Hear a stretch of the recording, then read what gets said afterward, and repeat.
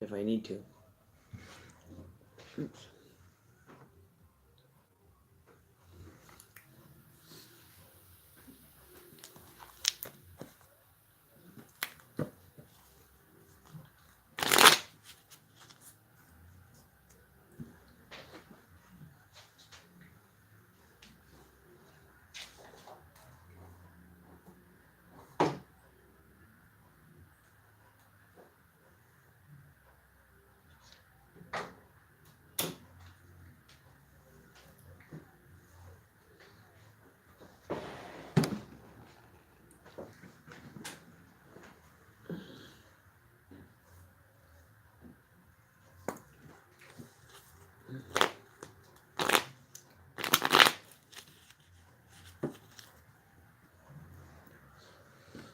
All right.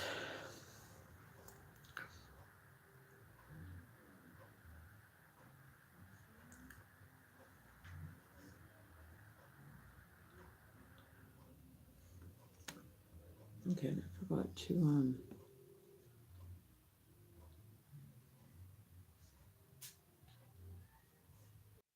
okay, hang on here.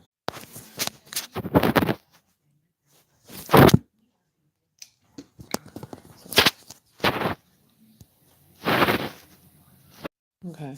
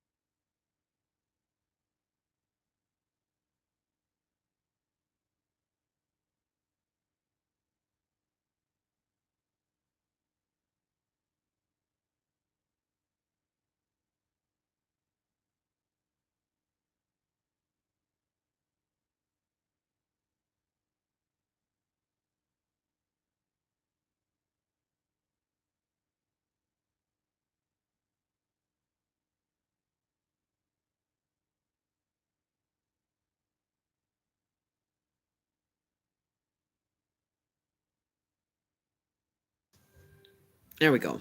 Can you hear me now, Kiki? Sorry about that. I didn't even see you there pop in. It's just over here. Oops. Okay, so 1, 2, 3. All right. Hey, so how are you? You're up late.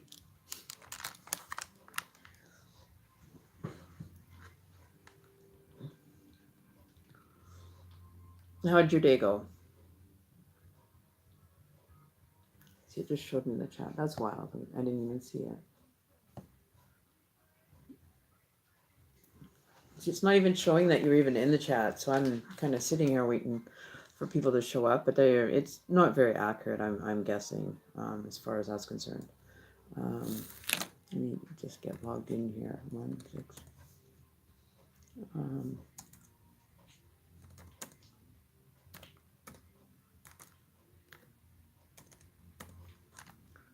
Okay, and then it's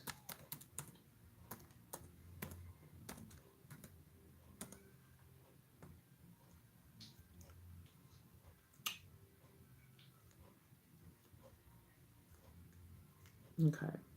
So that one. Okay, where is my chat? I need to have it's kind of monotonous to have 2 chats open, but it goes by really quick when I'm using my Android device, so I always like to have the other channel, my actual watch page open when I'm trying to deal with chat. So just hang in there. Did I end up doing that reading for you the other day? I can't remember now.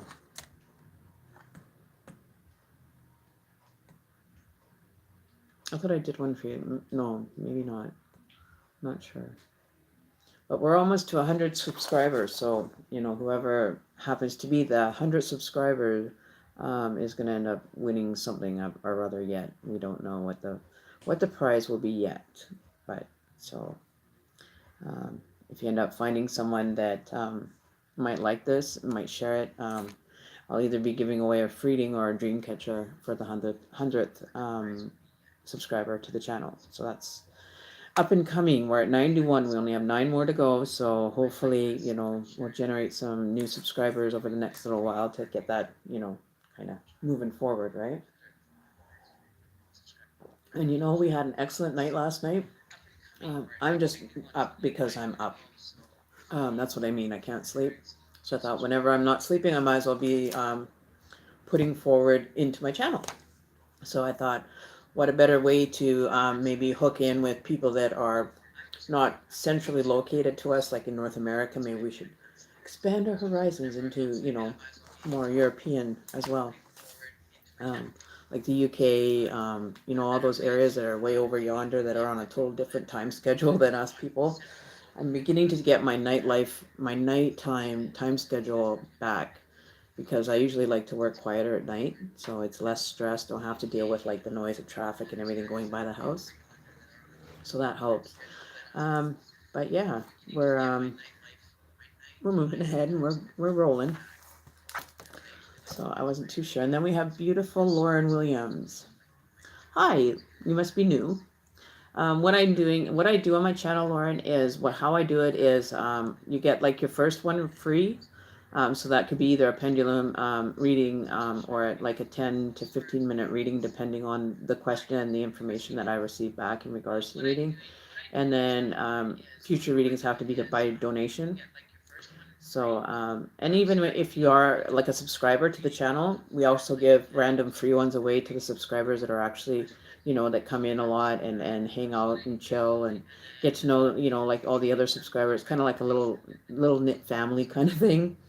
So we like to hang out and chat and, just see how everybody else's day is going. And if there's something that needs to be addressed in your life, then, we're here to help you with that, right? So that's basically, it's not very hard to kind of get the grasp of the channel. The people are great. We have lots of moderators that you can always ask questions. They look after my live feed so that I'm not being distracted from the reading that I'm doing for someone. Accuracy is point on. Like last night we did a couple readings and I was on point still.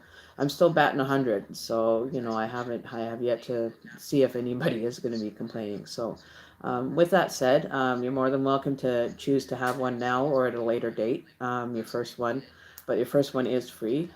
So let that be in the back of your mind that if you don't need it right now, that you might be able to find time in the future to take advantage of that. I do keep records of who I do readings for. So, there's me. I can't sleep, so I might as well be up, doing something, right? Doing something constructive. So, I saw flying flowers. You just breezed right by there. I didn't see what you said. Sure, I'm up. This is why I'm up. That's why I'm here. Otherwise, I wouldn't be here if it wasn't for you to be able to ask a question, right? That's kind of, you know, but to give Lauren kind of an experience as to how accurate this can be, so that she kind of can weigh out her question, then I'd be happy to allow you to ask a question. We'll pull a card, see what we have in store for you. Okay, Flying? So let's show Lauren how we do it here. We do it real. It's real live time also, so you get the authentic time frame. Is actually right there. Okay, so all right. Oh, my baby girl, she's in heat. My female cat is in heat, and she's driving me crazy. Any suggestions that you can give me to get a cat in heat to like chill the fuck out? I mean, like she's everywhere. She's everywhere, like a little kitten, just ripping up and wanting to go in, wants to go out, wants to go in. Like we should actually have like an automatic cat door that lets her in, lets her out, lets her in, lets her out. Because by the time you end up letting her in and out in a day, you probably have walked probably 3/4 of a mile easily, just going and opening the door for her, just for her to run away. Once you open the door and she's outside, she runs the other way. Um, so Flying, we're gonna work with yours just to not as an example, but at least it's a reading, and then Lauren can decide if she wants to do her reading currently or if she wants to wait on it for when she really needs it, kind of thing. So here we go. So Flying Flowers, universe would like to know: is work contract ends on the 28th of January. Am I going for a holiday till February 13th till the 4th of March? Will they hire me back? How do they view me? Okay, so you want to know if going on vacation is jeopardizing your job from taking this vacation, or how long have you been with them? I'm not too sure. um, you know do you have like a good rapport with them, in other words? So you're taking like a month holiday then, pretty close to a month. Okay, well, we'll see what the cards kind of speak tonight. Okay, so we'll pull the 3 cards for you to just give an example of a 3-card spread. Okay, that was the first one. That was the second one. Okay. Well, it shows you're leaving. It's showing as that you're leaving the situation. You got the swords in reverse, so I don't think that that's a permanent leave. I do think that they may have. You've got a good rapport with them, that you've earned you've earned your stripes to be able to take some time for yourself, and that they're not sending you on your way, but they may be holding you for a contract when you return, because that shows that you're moving, like you're in a forward motion, that you're going to be leaving one situation just to kind of alleviate your stress. Then we have our good old, sorry, which one is this? Oh, the Chariot. Sorry. So showing that you are, you're going to be okay if you go and take a holiday and come back. It's very black and white with your employer as to your standing in the company. I don't feel that it is a permanent disconnect from the company. I do feel that you're just taking some time for you away from the company for personal reasons, whatever they may be. I don't need to know. But you definitely have a good standing with them. They may ask you to come back. I feel good about it, because we've also got the Page of Cups, so that talks about prosperity, finance, a lot of those things that may be sitting in the back of your mind. But just enjoy what you have. The time that you do get to go on a holiday, you may be coming under maybe another contract that might be a while before you get a holiday. But I do see, enjoying it, like taking it for what it is, and not putting too much, stress into it, because I don't think that that's the negative. So how do they view you? They view you as a good worker. Like for them, for this card to come in reverse, is definitely doesn't want to lose the connection with you. I feel that they view you as a very good employer. Like we have the young energy here showing up, and that's showing that you have a lot of vitality, a lot to offer to the company, whichever position it may hold. But I don't know if there'll be like any real advancement once you return back. But there is a possibility that they may have you back if you did a good work rapport, right? Um, but I do feel that you're not disconnected completely from them. So I think that with your if you look at the swords, those are all your experiences and possibilities of positive interaction with the company. That you're just taking kind of a leave to kind of figure things out. But I don't think that it would be a permanent leave from the company. I think it's just because of holiday, taking the holiday, you're allowing yourself to be able to come back and not have to worry about holidays or anything else. You'll be putting your nose, your head to the metal to continue your job. The question is, do you like your job though? I don't feel like there's a lot of emotion involved with really caring about the job at this point. Like you could either keep it or leave it. Like it's not like dire straits, kind of like your last kind of offer type thing that you're experiencing, is it?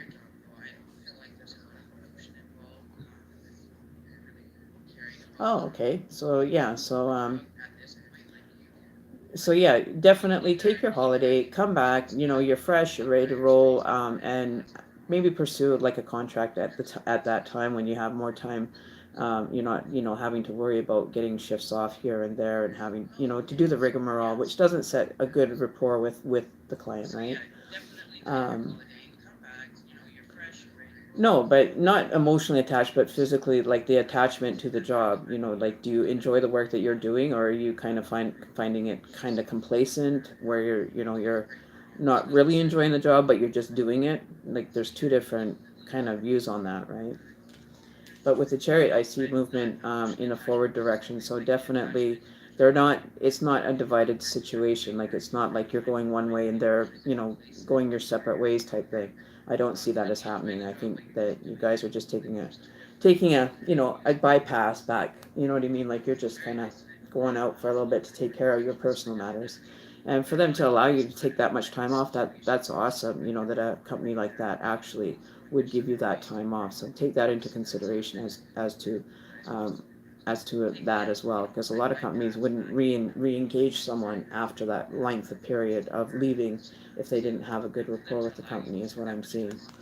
And then you have, the girls are, you have everything. Basically, you got the goose, the golden egg with the energy that's around you, and not to fear it. It's something that you can stand up and handle. And you're doing a good job at being forthcoming with your information, so that this experience has been a positive, and you want to take something away from it for the time being, but also look after yourself. So that's an added bonus for you. We're going to pull an outcome card for the overall outcome for you. Oh, I see lovers in the mix. I don't know if there's a relationship coming forward for you, or that there is some romantic feelings for someone, or someone has romantic feelings for you that you may not be aware of. That maybe it might be an opportunity to maybe see or look into. Um, you know. Um, like I do see that as it's kind of like, how do you explain it? It's almost like soulmate love, like like you'll be together forever kind of energy. Twin flame, soul urgency, um, right? So there could be a lover kind of situation coming out in the near future as well. I don't know if it's going to be after, though, you would come back, that you actually kind of solidify the relationship. But wait till you get back to actually, kind of weigh in on that situation for yourself. Um, so yeah, so you have a lot of skills, you have a lot of swords that you're taking with you and going to be working through. But I don't feel that you're going to be without a job when you get back. I definitely see that you're just taking a break from it, and going and enjoying yourself. I don't know if this is like in a beach location that you're going to be doing this wedding, or traditional, non-traditional kind of wedding, not like, um, so maybe this is somebody's, how do you explain? They want to have it in an outdoorsy night, with nature kind of energy. But be careful, you might get hit by a rainstorm.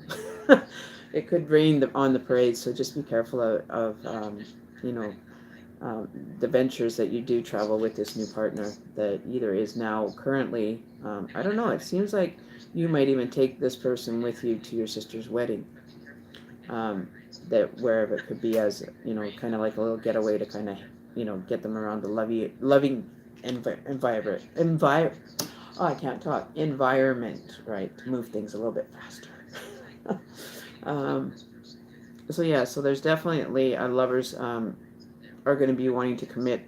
um, I see in the future, maybe when you do get back from the holiday, there might be a change in the relationship. It might take it higher, or it might be recognized and being admitted or committed, have a commitment from both sides, right? A universal, same of the page, same page, same unit. You know what I mean? Like you're in tune with this person, that you want to move forward with, and given an opportunity to let the divine intervene when necessary, right? Let your angels guide you to this situation, and being a very spiritual connection, definitely a spiritual connection there.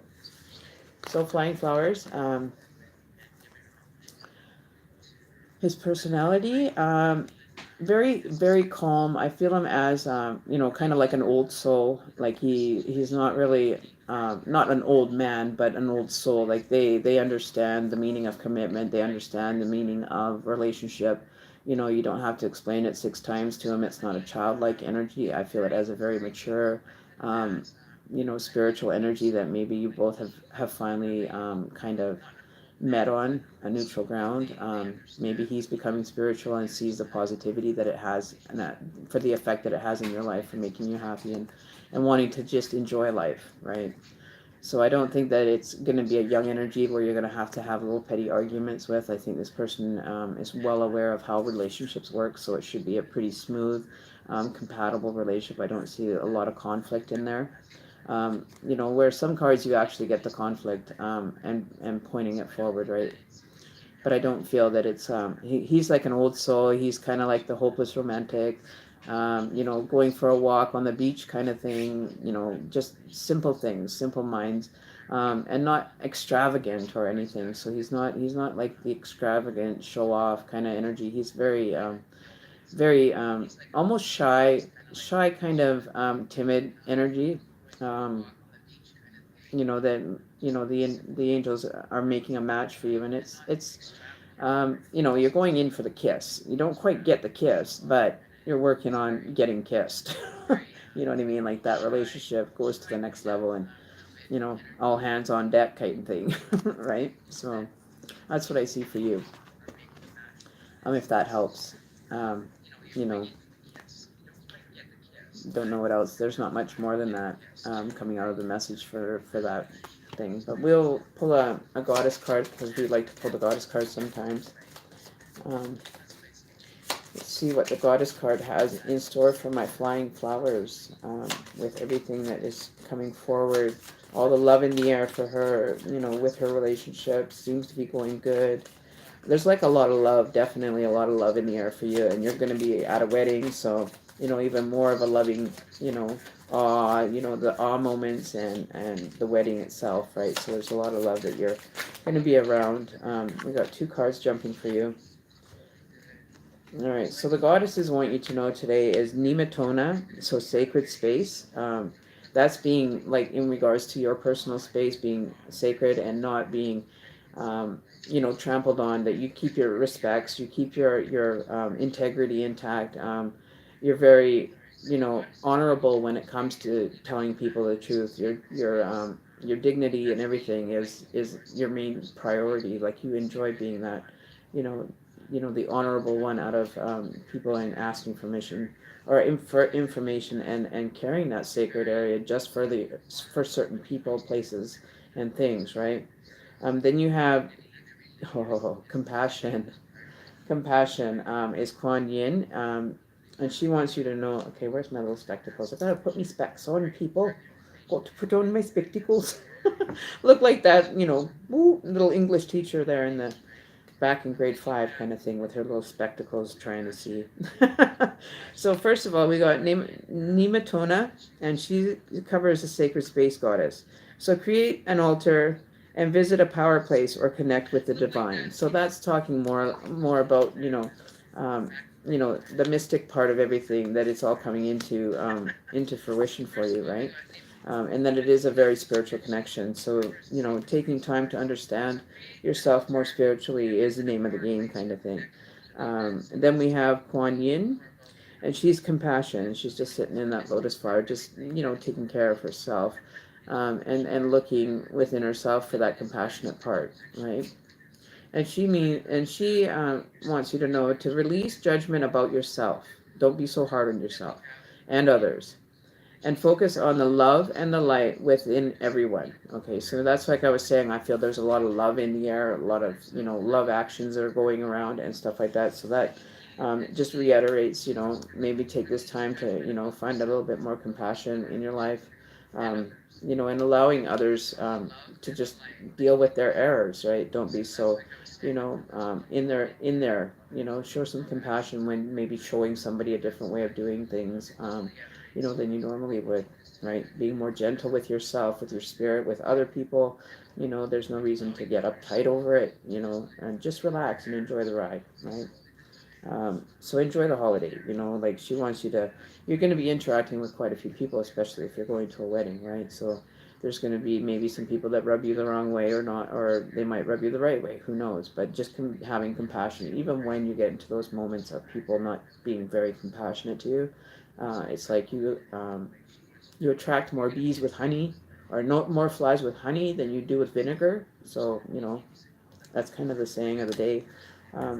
But yeah, so moving in a more positive direction. And these are traits that you can work on. You don't have to do it like right away. You can work on these as intervals, as you feel needed to, when they arise for you. But I don't think it's going to be a big challenge. You're looking forward to the future with Miss Sacred Space here. She's looking forward to the newer aspects of life, and she's looking forward to new prosperous moments and everything that's correlating with that. I'm just going to look up the actual meaning for these guys. Where are they? Okay, so I've got. So just basically, being aware of others, taking notice. Okay, so Kuan Yin is compassion. Okay, so honored by the Holy Mother of Compassion, Kuan Yin is one of the most beloved goddesses in China. Instead of allowing herself to enjoy heaven's delight, Kuan Yin vowed never to leave the earth until the last human was free from pain, sacrificing herself for the greater good of all. So a surrender to a higher principle, higher goals, self-abnegation, taking care of others that maybe you wouldn't want to. Like, this is going to be like a really big physical, mental, spiritual change for you coming up. And sometimes we have to make sacrifices, to get us going on the right page, right? So sacrifice in order to gain wisdom, so that's just that's a personal card for you, that maybe you should focus a little bit more energy on that. As far as your sacred space, that could also be going to your sacred space to understand compassion, in regards to that, because sacred space is where we do a lot of our meditation, we do a lot of our internalization on situations that are arising in our life, right? So whenever you're in your sacred space, you don't have to go advertise to everybody that you're going to meditate and work on something or whatever.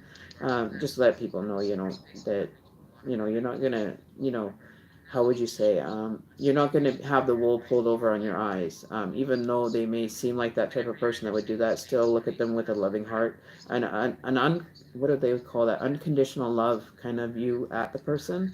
And that's showing some compassion, right? Is you're showing the unconditional, you're not placing conditions on people, and that's really hard for you to, because normally maybe you do generally do that to people, as you kind of put a block there, and this is how it is kind of thing, without even giving them a chance to kind of show their true colors, right? So maybe just take a leave on that one, and go to your sacred space to find more answers as well, right? So it's a good card to have. We're always working at creating new things for ourselves, right? We're always having to work on things spiritually, physically, mentally. We're always like working, right, on bettering ourselves. So that's just a card to say, to help you along the road as to maybe where you might be feeling stuck in your kind of journey of your soul. Um, you're trying to maybe lost at what am I supposed to do, like that kind of energy. Not under to understand it spiritually, you have to look within, as well as get advice from your external people or your go-to people that you like to get your information from that are accurate. um, so yeah, so maybe walking in with a compassionate heart might be your best mode of entering into this ceremony that you're going on. Just that your sacred space is there for you to go to anytime you feel like it.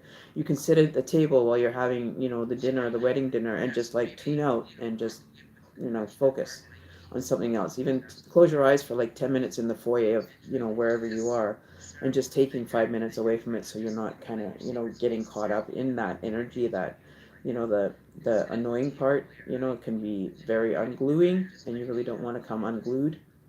So whenever you're feeling like you're being pushed or somebody's pushing your buttons, just step away from them and just walk in the other direction. Find somebody else that looks like they're having a good time. They're laughing, they're talking, and they're socializing on a more positive note within the crowd. And hang out with people like that, right? Hang out with people that are going to boost your energy, and not feel like you're just like shaking your head going, okay, another one of these. Don't pre-anticipate what you already know. Just approach it differently when you do go. um, so yeah, so that's what's in store for you. Well, they're not really nuisances. You're there to give blessings to your sister, and whatever else happens to come along is out of your control. I'm sorry, but what you can take control of in your space, like put your arms out, and if somebody's within that space, your personal area. This is my space from this point for over here. That's my personal space. My sacred space is like right here in the heart, like energy, right? So you're only in control of your space, whichever way you want to look at it. 365 degrees around you, arm's length around you, that's your space. And if anybody wants to get in there, then, you know, and be, kind of rah, rah, rah, rah, in your face, then you have every right to say, listen, back the fuck up off me, get out of my space, because I really don't want to listen to you. But you could do it a little bit nicer or more sugar coated. I'm not sugar coating it, sorry. I never sugarcoat, so not about to start. And then the bottom of the deck energy overall for the situation, how the outcome is gonna come, is the Three of Wands. So, um, dealing with fire, like heated motions, stuff with people, and waiting, wondering if this is going to be any different than the next time, pondering, this venture already, you're predetermining it to be a certain way. Try looking at it differently, and maybe the journey won't be so bad, the experience won't be as bad. So, just take that into consideration, that, it's not up to you to change the world. It's not up to you to change people's attitudes, but you can change how you approach the situation, right? Approach it with a more compassion, and more understanding, right? So you have it all working good in your favor. It's all looking up, and it's looking forward, positive, and I really wouldn't stress too much over it. Your experience with the wedding is going to go off just fine, right? So, you know, moving forward. And then with our bottom of the deck goddess cards, you have Vesta, and she talks about the home, and that can also be like a sacred space for you. Is your home, your dwelling that you live in, that's a sacred area, because that's your home. That's where you feel safe. That's where you can relax. You're not going to have any drama at your house that you don't want, right? So just holding that as a sacred space outside yourself. So your home is your abode, your castle. You know what I mean? So take note into that at least you have the sacred space within your home, or placing a place making space inside your home space to be able to have sacred space. I tried to do that without saying it too fast because I would have got tongue twisted on that one. So, sacred space, whether it be internally or externally, in a place that you feel safe and sound, that you won't be bothered, and be able to just review your life, review situations, kind of bring them out into the open that you need to, focus your energy towards, right? So, sacred space inside the sacred space of your home space. Space, okay? I feel like space. That's all we talk about. Space. We all need space. But personal space is you know is what you make of it, right? So your energy will notify you of what it feels when it feels threatened. It kind of goes within, and you kind of get, your body motions are like withdrawing from people. When it's working good vibration, you'll lean into your body reactions will lean towards the positive. And you'll notice this even when you go to the wedding. Watch for people's body language, and you'll see how people are interacting. Who's, kind of the ones to stay away just by their body actions, right? By their body movements. One person could be talking, and the other person is kind of like, okay, yeah, and then they go inwardly when they're engaged, outwardly when they're disengaged. Just 2 points for you, just in case you've run into that kind of scene at the wedding. Disengaged, engaged. Okay, so moving, the body is moving forward to them, like interacting with them. Whereas disengaged, not really wanting to interact, you kind of shy away from it, right? So, all right, so flying flowers. Okay. Um, okay. So you want me to post that one, or do you want me just to hide that one comment that was posted for holding?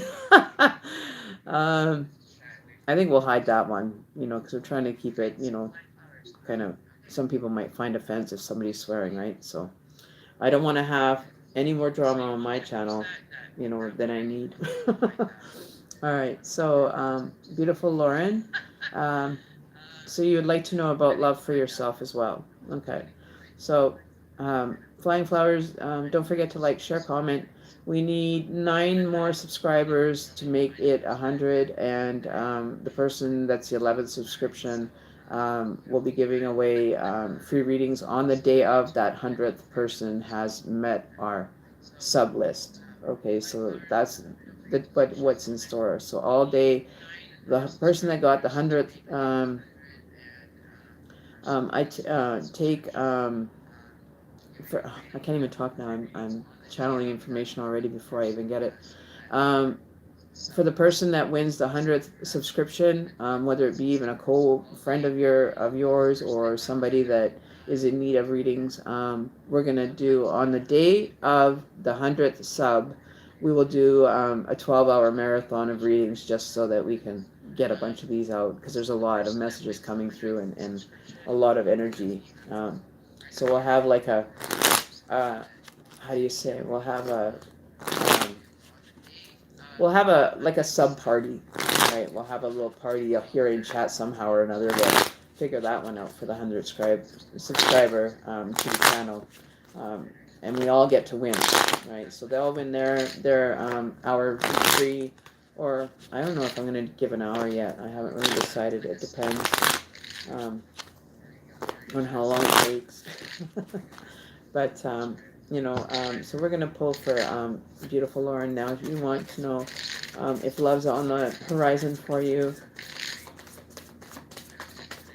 Okay, so Lauren wants to know about her relationship status, if it's going to be changing in the near future. Is it going to be a spiritual connection, or is it just going to be, your normal everyday connection type thing? Is it going to be met on a spiritual? Wow. Okay, so we've got the 4 of Cups, so water signs. Okay. You're manifesting love right now. Every time you ask a question or you vocalize to the universe, I'm looking for love. Like I've said in videos before, especially when you're going blinded, like going in and asking the universe for help to find you a match, that's when you have to be very detailed. So meaning, like in the detail, what I mean is you can ask the universe to provide the person that was meant to come forward for you for a true love relationship that you were meant to be with, that but you want to be suited with a partner that doesn't have anger issues, doesn't that's not lazy, that will look after you honorably and keep you honored, right? So when you're dealing with that as a universal whole, but I do see that there is a possibility for a relationship on the horizon. But it's going to be one of those ones that starts like as a friendship, as a support system to somebody that you found needed support, like in a friendly manner, which is it's going to end up growing into more than that. You patiently are waiting and helping them through whatever situation. You're actually going to end up making a love connection from once you guys go through that experience of being sharing, your deepest, our deepest emotions together, right? So this could be how it's going to begin for you, is that you're paying attention to somebody else and to listen to their, kind of situation and how it's unfolding for them, and you're there as a support, is where you're going to end up finding the beginning of this next new relationship. That you will be both on the same page, understanding, compassionate, you know, and caring for this person, even just on a friendship level, which will end up turning into like higher magnetized, that you're going to generate through, a possible person in crisis. You know, I don't feel as it would be like a rebound thing or anything from the other party, but I just think that they're getting frustrated with finding, empty-sided relationships is what I like to call them. That one person's not even in part of it, and then the other person's kind of left dangling as wasting their time when they could have been like long gone over this, right? So it's just been dragged out. So it could be somebody that's coming out of a relationship but has been working on trying to heal from the relationship. So I don't feel that as right after a breakup this person's experience, but I think this person is trying to deal with the baggage and let it go. It's dragging them down. It's not bringing them in a forward, happy mood. So you'll have to kind of step in and cheer a person up. But I do feel that this connection will end up becoming stronger because of the spirituality that you're gonna connect together on a spirit level, like energy wise. um, so we have, okay, and that's yeah, flying flowers, yes you are. So I think it will lead to love, right? Like that you're just listening to the person, giving them an ear to talk to, you know what I mean? Like you'll be there and support, and I think that this will end up turning into a bit more of a spiritual love connection, if anything. All right, darling. Bottom of the deck for you tonight is the King of Swords. And what did I say that was? So it could be a Gemini, Libra, Aquarius. There's going to be definite communication with this person that is going to be coming forward. So you'll recognize, kind of those traits about it. You may be helping somebody out get over, and release energy, which that's what we're here for. We're here to assist people and get them in a more, loving, carefree, not to worry about all the stuff that's already done that you can't change. You can't go back and rewrite history. We're not time travelers. We can't just jump in the boat and go change it and say that we never wanted to be in the relationship to begin with. Blah blah blah. All the negative connotations that go along with it. Try to stay on a positive note. Forget all the negative and just move forward, right? And be there to support, right? That's what we do. That's what we're supposed to do, is to be of assistance to others, to serve others, and kind of put myself on the back of the back burner, because what's important is externally to me is important to me. So like anybody I interact with, anybody I do a reading for, all those things that I keep just within myself and with my channel, right? So Shabana, okay, we're gonna see what you have in store. So your question is tonight, Shabana. If you're still there, let me know, because I'm not going to start doing a reading if you're not there. So I don't know who else is there. And you're most welcome. Okay, so you are there. Okay. All right, so Shabana, we're going to do a reading on you. We're going to pull a card. So you're wanting to know how a person is feeling towards you. Okay. You had a phone out and you're not talking. Okay. Well, if you're not talking, maybe it's just allowing time for it to kind of, the dust to settle from the falling out. Sometimes people, you know, they get too caught up in their own version of things, okay, when it comes to relationships and stuff. Um, so, um, so you want to know how RS is feeling towards you. Okay, so we're going to pull a card that kind of covers all of these. We had a falling out and we're not talking.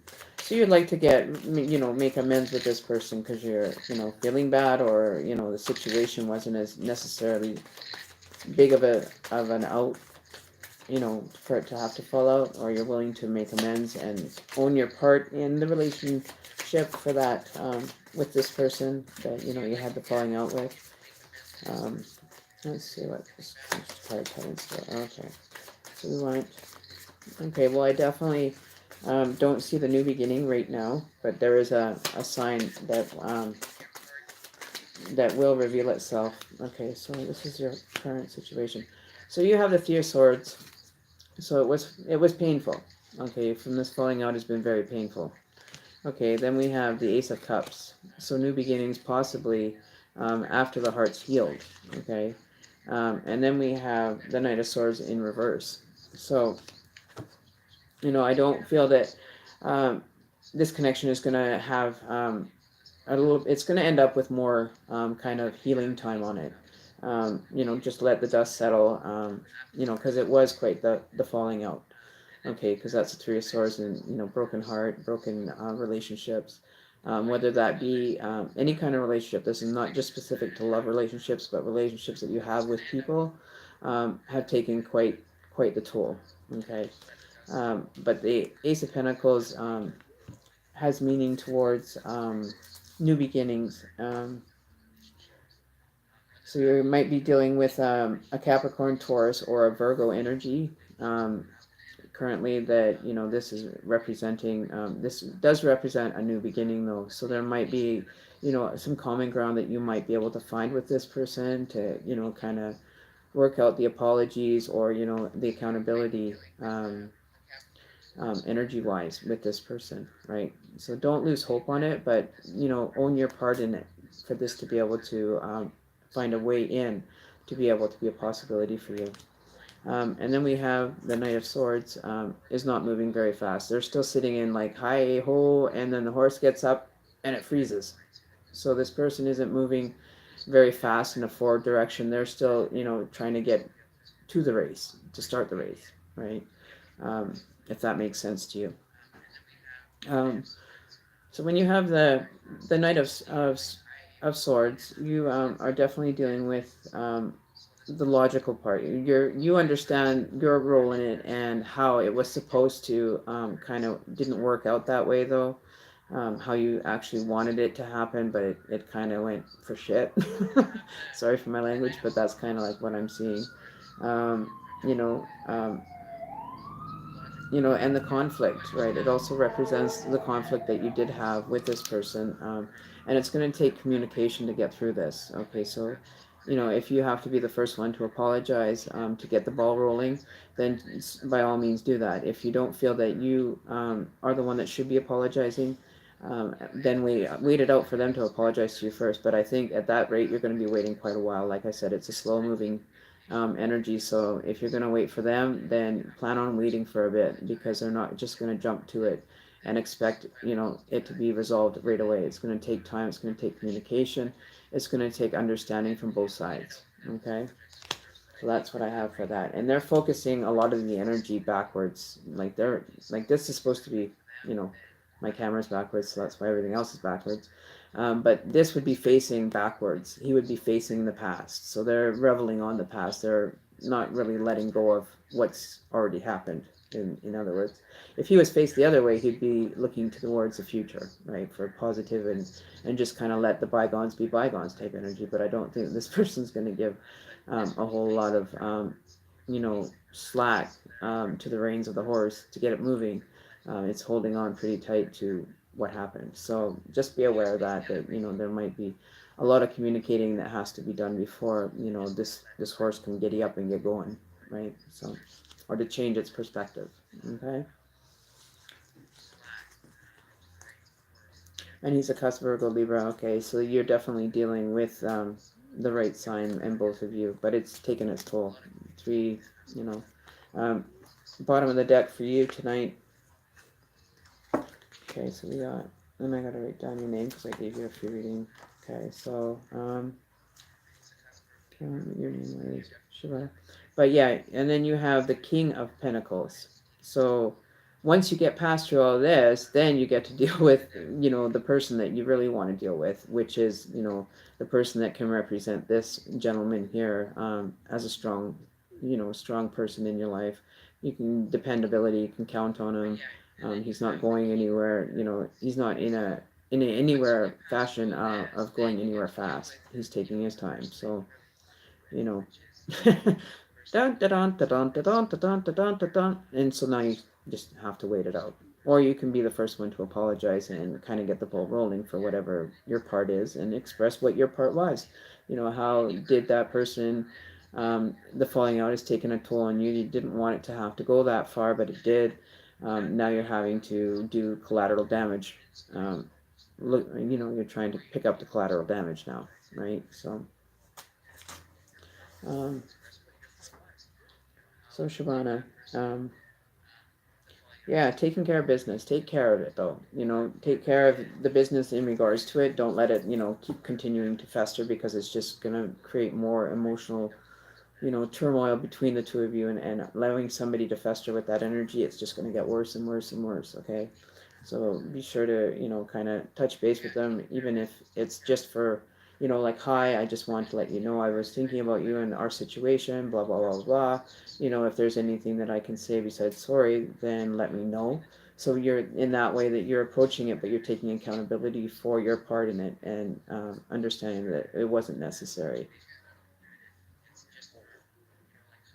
Right? So, you have to make that decision within yourself if it's worth moving forward or if it's not even, if it's kind of a situation that you want to put on hold.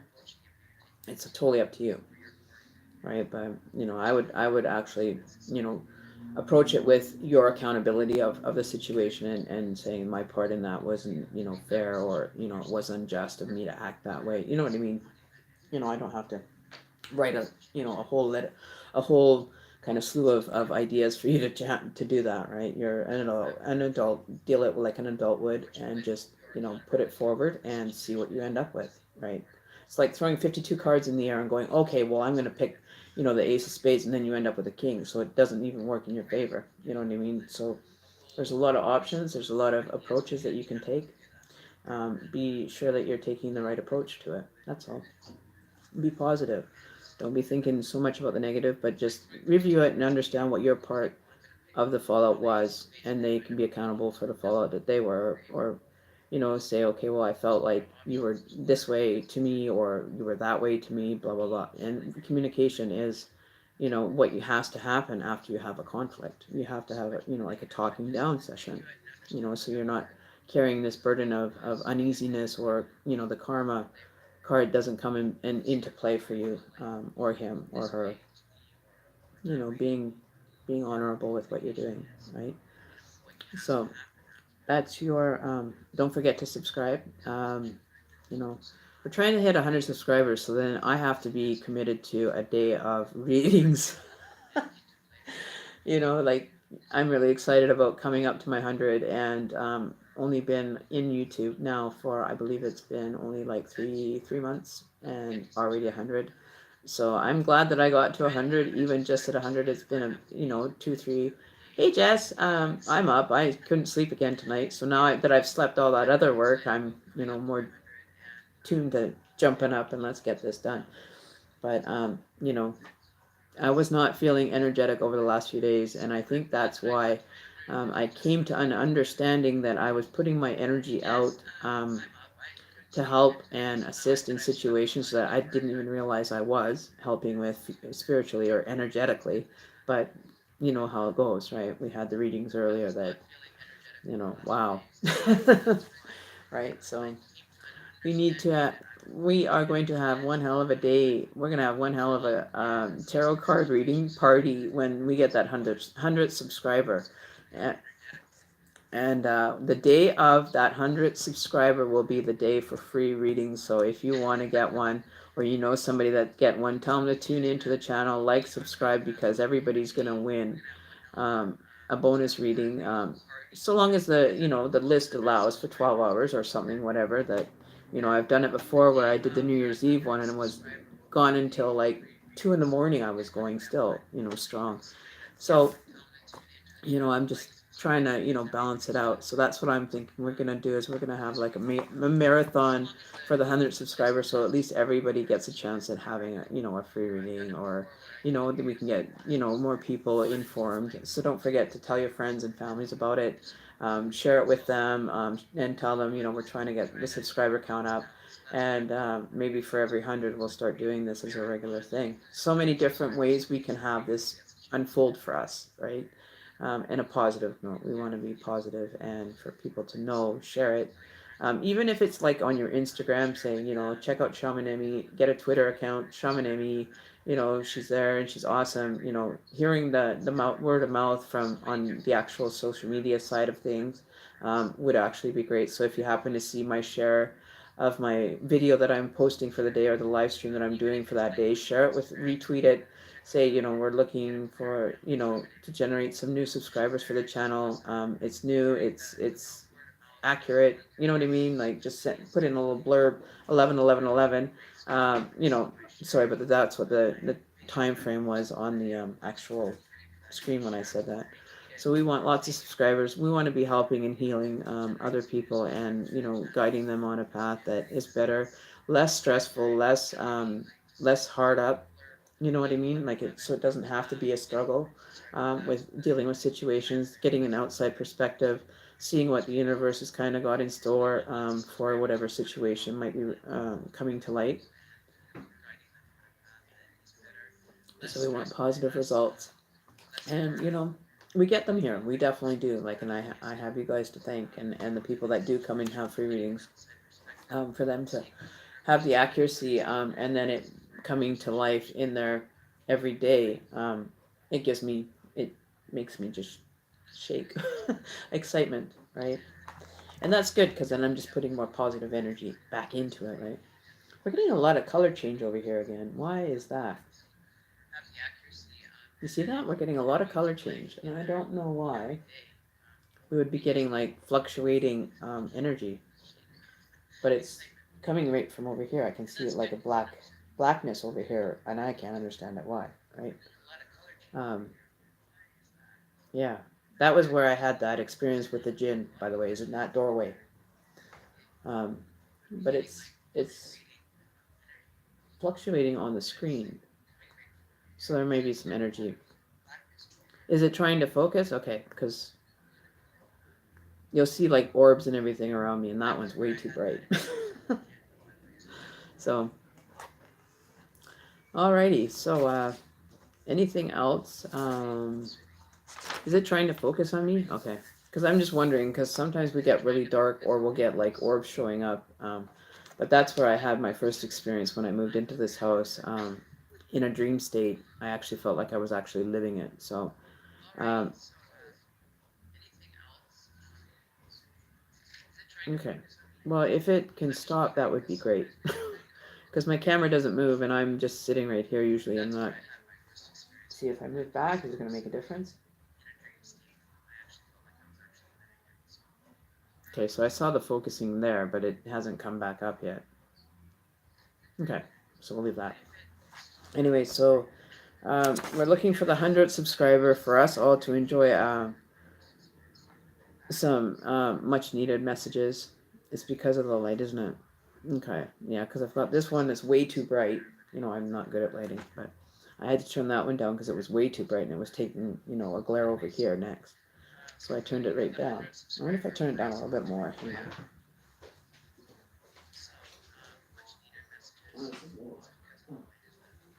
That's better. Okay. Yeah, see on my side it's showing like a really dark shadow. Okay, so no worry about it. No worries. Let's probably take that other one out of there, though. I like light. That's a bright light, man. Holy. But it doesn't look bright from this side, but it really throws off a hue, doesn't it? Like, wow. You know, like we're on spotlights. That's what it looks like as a spotlight. I don't think it's an LED light. It's just a normal bulb. And it's that bright. That's amazing. Cool. Oh, Elizabeth, you're back, my girl. How are you? You guys must all just went out and had a big party and left me at home, didn't you? You guys went out and enjoyed your evening, and I had to stay home. You guys are so thoughtful. Leave me at home while everybody's partying. I'm just kidding. I'm just kidding. You guys. I'm just kidding, you guys. Well, you know what? I'll get to have a few drinks. You know, I'm gonna do maybe another reading or two, and then I'm gonna pour myself some cooler and have a few drinks and get all sauced up in front of the camera and see how it goes. Oh my lord! Get to see me all sauced up on camera. So if we don't have enough of excitement on the channel, we're definitely gonna procure some new energy. Whoop whoop.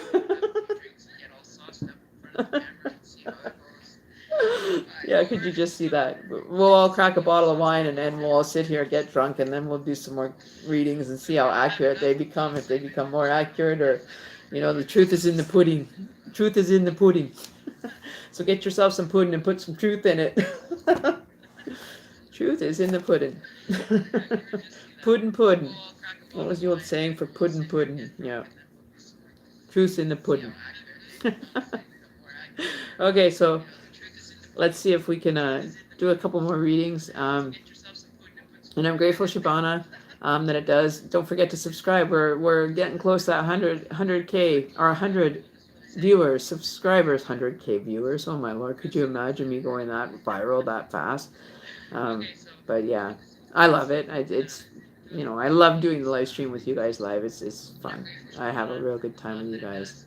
We're all too into this to give up now. We've come a long way, people. We've come a long way. There's my evil look. Oh. No, but I ended up, you know, thought I would just, you know, grace the airwaves this evening because I wasn't tired because all the sleeping that I have done. So why not sit up and do readings and hang out and have a good night, right? Once I'm done my glass here, I'm going to pour myself some cooler, get shit-faced, and talk to you guys like I would if I was having a celebration with you guys. Because we have a lot to celebrate. You know, Elizabeth's got a new relationship. We got to cheers that. We've got Jessica, you know, wanting to know about additions to the family, which is, you know, we got confirmation that she'll be expanding her family this year. But it didn't say how. Remember that, Jessica. It didn't say how it was going to expand. So it could be a pet. It could be a baby. You don't know yet. So if it's the baby you want, I think you might have to work a little hard at that one.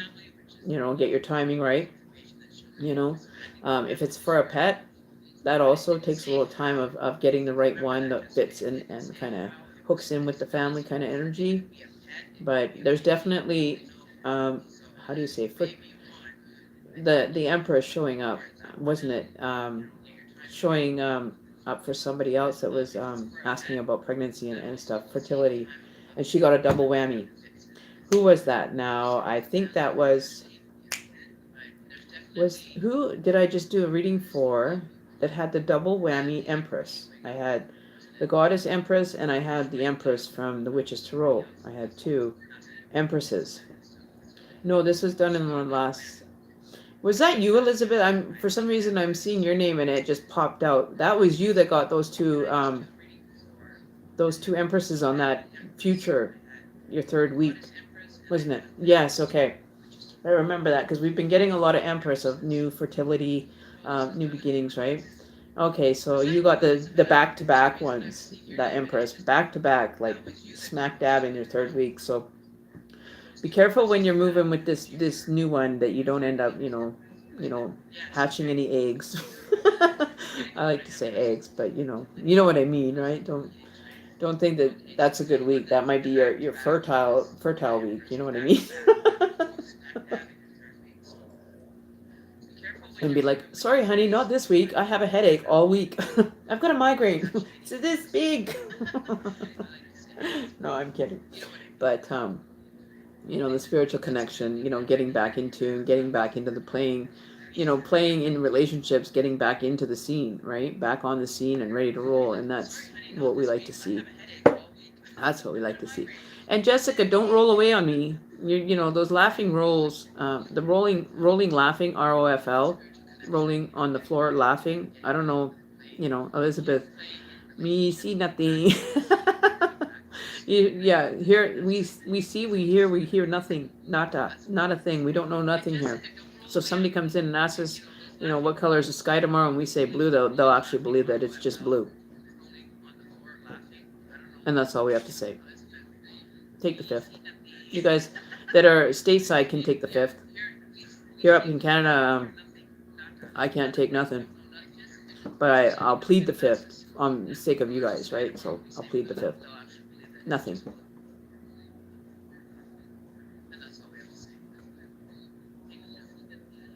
I know nothing.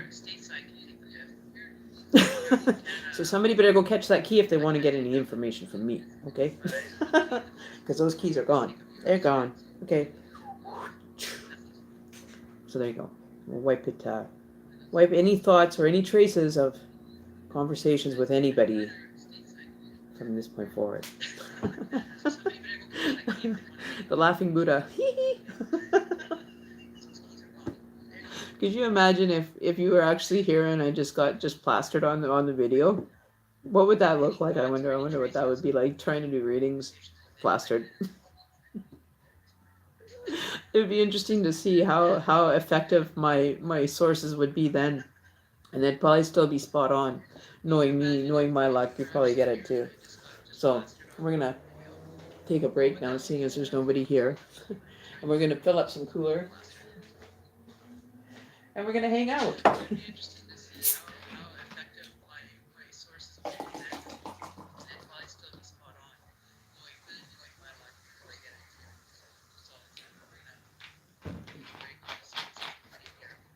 All right. And here we go. Okay. So I've got my glass of cooler, my peach cooler, or wildberry, I think it is. Raspberry. It's a new one. I haven't had this one before. So here's my raspberry. Yum, yum. And this is just a tradition that I have. I learned it from an ex-father-in-law of mine. And you're supposed to, if you have, friends or relations in your life that you've lost, always take a bit of your first drink, put your fingers in, and just flick it to the ground. That's giving offerings to, the spirit realm to be able to enjoy as well. That's just something that I learned. So yeah, we're gonna light a incense here. Gonna open some lavender, some balance, some just calming energy, and we're gonna enjoy our evening. That's what we're gonna do. So if anybody's expecting a reading, I am a little bit going to enjoy some cooler. So if it's Tipsy Tarot card readings that are in store for us, then I guess we're doing the Tipsy Tarot. Okay, we're going to see how the Tipsy Tarot works. Maybe it'll become a regular thing. So cheers to my fellow subscribers. This is a really good day to wish you all a happy day. Happy Friday, Saturday morning, whatever you want to call it. To hang and just chill now. And get to, be all foolish and funny and enjoy, right? It's not too often I get to go and enjoy. I try to pretty much stay inside. I don't really like interacting with people too much if I don't have to, but that's just on like a physical plane of energy, right? But I think I might take myself and my partner out for drinks tomorrow. Who knows? We'll see what happens. But I really want to be able to spend some time outside with my partner. But with his work and my work, it kind of takes away from it from right now. But I don't know. So I went to look on the internet today, trying to think. Maybe that's a good one that we should put as a tagline for the website is Tipsy Tarot with Emmy if it becomes a habit. um, so we're gonna have some readings. It would be amazing. Oh, Elizabeth, yeah. So we're gonna do some card readings later. Do you think that we should be doing those? But if you guys think it's a good idea, then we'll give it a shot and see what we end in. Well, maybe not every Friday. No, it's gonna be mostly Friday was supposed to be BOGO, so buy one get one free.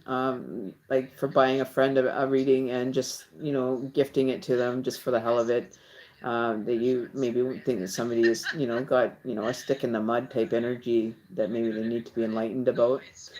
Feel free to send them, pay for their yeah, everybody grab a drink. We got to get going here. We've got a whole glass here to drink, and I got 30 seconds to drink it in. Not.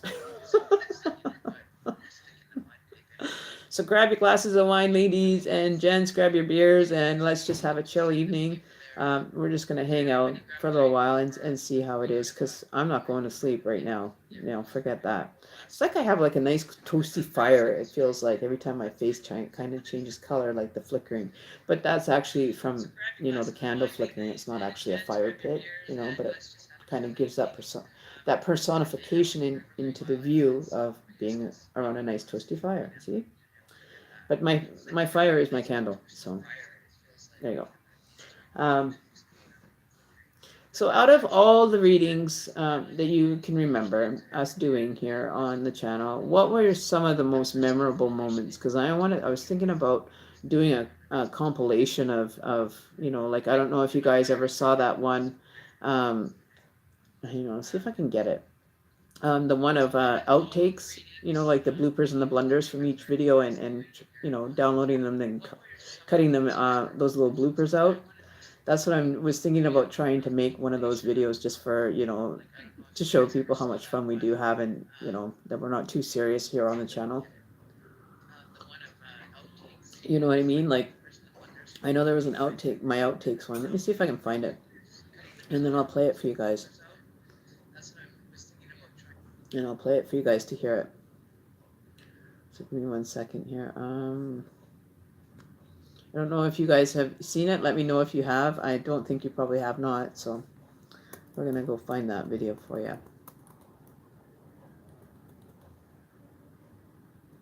Okay. So outtakes. Okay. I know it's a bit further down, but we'll find it. So while it's waiting to load. Okay. I think it was over a month ago or so. Okay, hang on.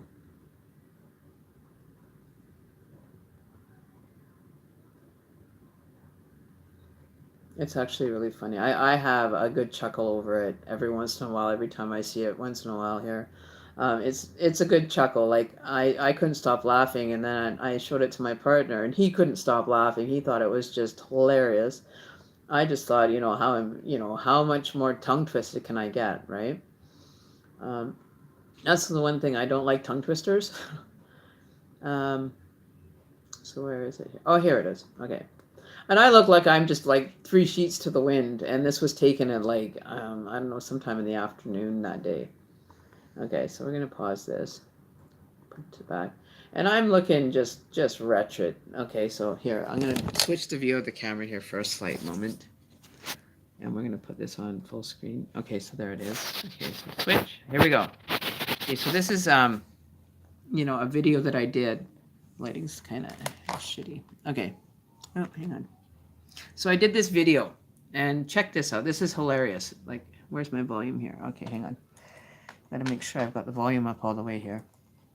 Okay, so here's what I did, and this is what happens when I go to try to record a video for the channel.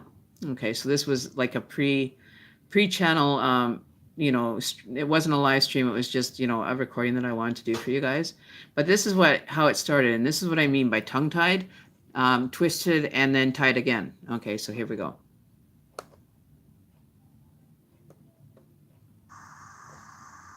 Hi y'all, Tom Did you catch that? That was almond shemi. I can't even say it now right. Here we go. Let's try to do this one more time. I think that was just funny. Like who the hell screws up on their own name? You know, for real. So oh, hang on. Oh, no. He's definitely okay.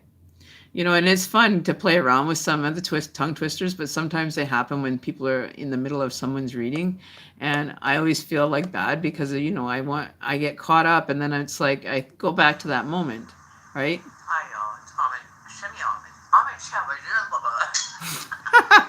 And you hear that ting in the back. It's like, what the hell? I don't know if you guys ever even have seen that on my channel, but it's just like a 6-second clip, right? So it's outtakes with Emmy if you guys want to go and hear it, but it's almond shemi's time.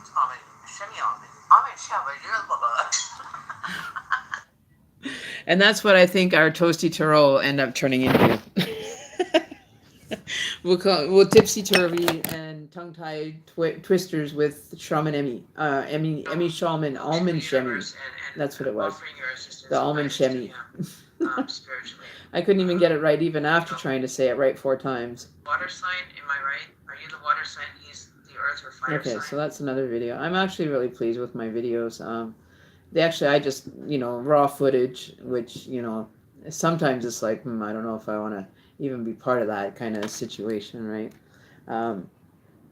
But yeah, no, I'm grateful to be able to have fun with you guys here. Like, that's just, it's an added bonus for us here. And we get to, just be ourselves, right? We don't have to put on a facade or be, looking all to the nines and everything, which, I, do my makeup and everything, but, nothing more than that. It's not such a big deal. I can be myself too at the same point. But, I got some advice given to me from an unknown source. Well, keep it as an unknown source, saying that I look better in my videos than when I actually do my makeup and everything and do, my hair and look good, that it looks good. This person has shown an interest into what I'm doing as far as, my channel, the energies and all around, gives me some outlook from a, feedback from what, their point of view is. So, and it came from a very, very, well, at least I know the person, very, honorable source that I would take, feedback from constructively. Not constrictively, constructively. So yeah, so what else is there? What do we have? Oh, Def Leppard's playing in the background. I wish I could just crank this up. Oh, I wish. I'm going to turn it up a little bit and see if we can get a copyright strike. It's on the radio. They can't give me one.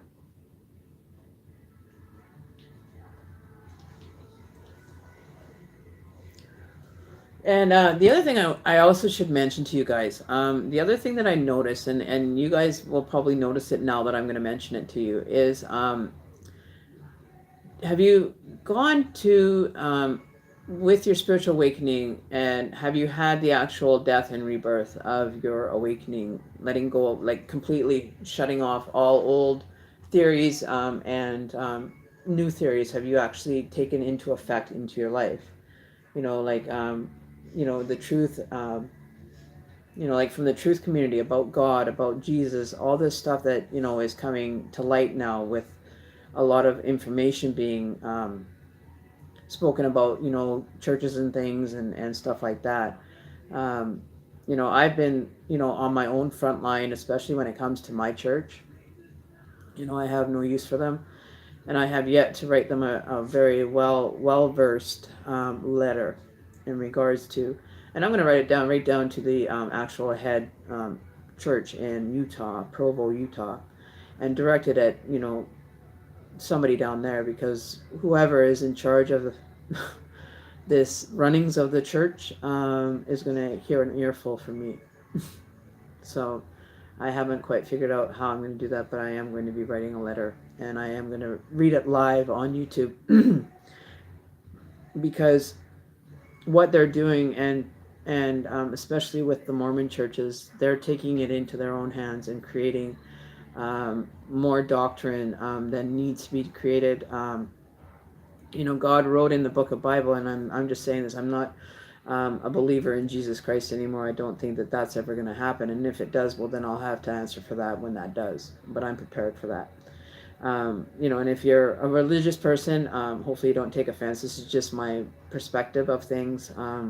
If you have something that, you can, put forward to make, me actually believe in religion again, please do, because I don't have any faith in it except for the fact that when I was a follower of the faith, until I opened up my own mind and started thinking for myself with my spiritual awakening and going through all those, God didn't get me here. I got here by myself, and I've made all my moves respectively to be in a situation as I am now, right? I don't. I'm not bashing any religious people or anything. This is just my experience that I'm talking about, which is fine. I'm trying to make a comprehension and understand it better for myself, and understanding if there is God, there is Jesus Christ, there is a Holy Ghost. Um, I get rebaptized every day I jump in the shower, more or less. You know what I mean? That's how that baptismal works. You're clearing away any residual energy on that note, right? And then to allow with people that might not have a grasp as to I just busted a nail. Oh, one of my long ones. Oh well. That are so stuck in this the second coming of Jesus. I'm having a really hard time with it. Trying to even believe in it again, especially after the conversations that I've had with the head guy of the church, that's the location that's close to me, right? Telling me that I had to attend church and I had to can address it at church with him or meet with him after church to discuss my views. I don't think he would like me after I discussed my whole awakening and told him exactly what I've experienced and why I've experienced it. Is because of all the brainwashing that I had to undo over the years, and came to an understanding that better suited me. I go to church every day. Church is an everyday thing. It's not just one day a week that you do, you keep yourself honorable, respectable, and, be aware of what you're doing. You know what I mean? You don't just go and forget that you're surfing the internet 24/7 after you go to church. Like, you don't do it in church. They don't even allow their missionaries to even watch TV when they're on a mission. They have no source of outside what do they call stimulation from the outside world while they're on a mission. And I don't think brainwashing these children into thinking all this falsehood. I think they should be allowed to make a choice on their own, and sit back and really weigh the evidence as far as the what do they call it starts with an S. Let me think here for a sec. That they're going through cemetery class to learn about how you're supposed to talk to people, and they do a daily powwow at the beginning of the day at the church to send these young children. Well, they're still children as far as I'm concerned, because they're only in their late teens, early 20s. Send them out into the big world to go in and battle, in the name of the church. You're sending out, young kids that barely even are wet behind the ears, and you're sending them out to generate people to come to your church and be investigators. Well, I would rather be turning an investigator now instead of being a member, because I would raise a lot of points that they may not like, right? Which is my right as a member. I should be able to have a free say in regards to what goes on with my church, right? You would think, right, that I am valued just as much as the guy that did $1,000 donation on their tithes. My voice and what I have to say as a church member should be heard, right? You would think. So we're gonna find out. I've actually getting the balls enough to walk into a church on a day where they ask you to bear your testimony, and that's the first Sunday of every month. I'm gonna walk in there. I'll bear my testimony that I know this church isn't the only true church, which is what they like you to believe, right? There's a lot of other churches out there that don't require you to be dressed to the nines and in your Sunday best to be a part of their congregation, right? Um, and understanding a lot of people don't have, to the nines kind of clothing, dresses and suits and everything that are, are able to just jump into one and go, right? There's a lot of people that don't have those luxuries, but they're, allowing them to come to church and making it, dress in your Sunday best, making conditions on somebody that can't afford it, maybe that, has a nice pair of black jeans or dark pants that they would feel comfortable in coming. You should be, able to be comfortable when you're visiting a church and, you're an investigator. You should be able to, have some allowance in regards to, what you wear. You don't have to dress all, up for these people. And that's the one thing that I totally disagree with, because they're the only church out there, if you think about it, that doesn't open their house or their church house to anybody that's non-member. You won't see them ever opening their doors to offer, when it gets cold out and people are freezing outside, and most churches will say, okay, well, we'll open it up, we'll have a few mats on the gymnasium floor for people to kind of come and stay warm for the night. But they would never do that, because it's not a cast of level of persons that they want anything to do with. They don't want to help the people that have less, that are seriously less fortunate, basically sitting with nothing more than what they have on their back. And the church would just close their doors and turn the other way. And that's not the way a church should be ran. That, finally, after so many generations of this, especially the topic of the gay rights, just now being written into their policies of being able to have people that are in same-sex relationships or marriages or whatever it may be, the LGBTQ communities are now just getting recognition within this church. So I would say to him, I would be like, why is it that so many conditions that God has put into place are there, but then they want to make up their own rules on top of, who should be able to come in and who shouldn't be able to. So I get into, a lot of deeper stuff with that. Like telling me that I can't get services from the church because I didn't attend Sunday's Mass, and I was, not wanting to. But to tell him that I didn't want to because of these stipulations would probably get me excommunicated from the church, from my view, which, inevitable may be just that. My mom got my adopted mom, she was excommunicated from the church. And I never knew why, but she did get excommunicated. So maybe her beliefs after having her brain tumor maybe opened up her third eye for her, and she started seeing things for what they were. Because the information that I walk into that church with is, based on what is really going on in this world. So don't turn a blind eye to what the reality of life is right now, and think that, you're going to build all these temples with all this marble and everything nice inside. And then, I saw a sign the other day on a video that, they have this basin with oxen below it. And I saw it on a video the other day, which was talking about religion and what people of religious stature are being fooled by. And that was outside a temple, and they have these actual statues with these golden bowls on the back of oxen, and that is where they do their baptismal, right, which is a sacrifice yourself to the higher good, right? I would never walk into an actual temple and allow myself to go through that experience. You can check out other videos, Mormonism, people that have left the church and why.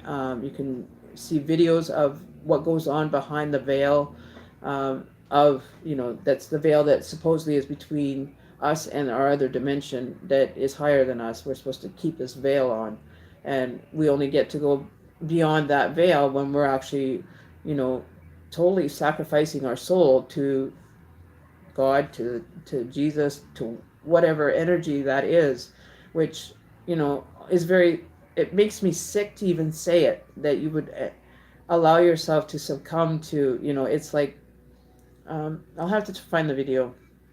Um, but it makes me sick that these people are led to believe this just to separate their money from them and offering them, you know, a safe place to run to. If the world was supposed to have, if the world comes under a nuclear attack, we won't make it to the fucking temples. But you know what? The people that are inside those temples that aren't a member aren't allowed in.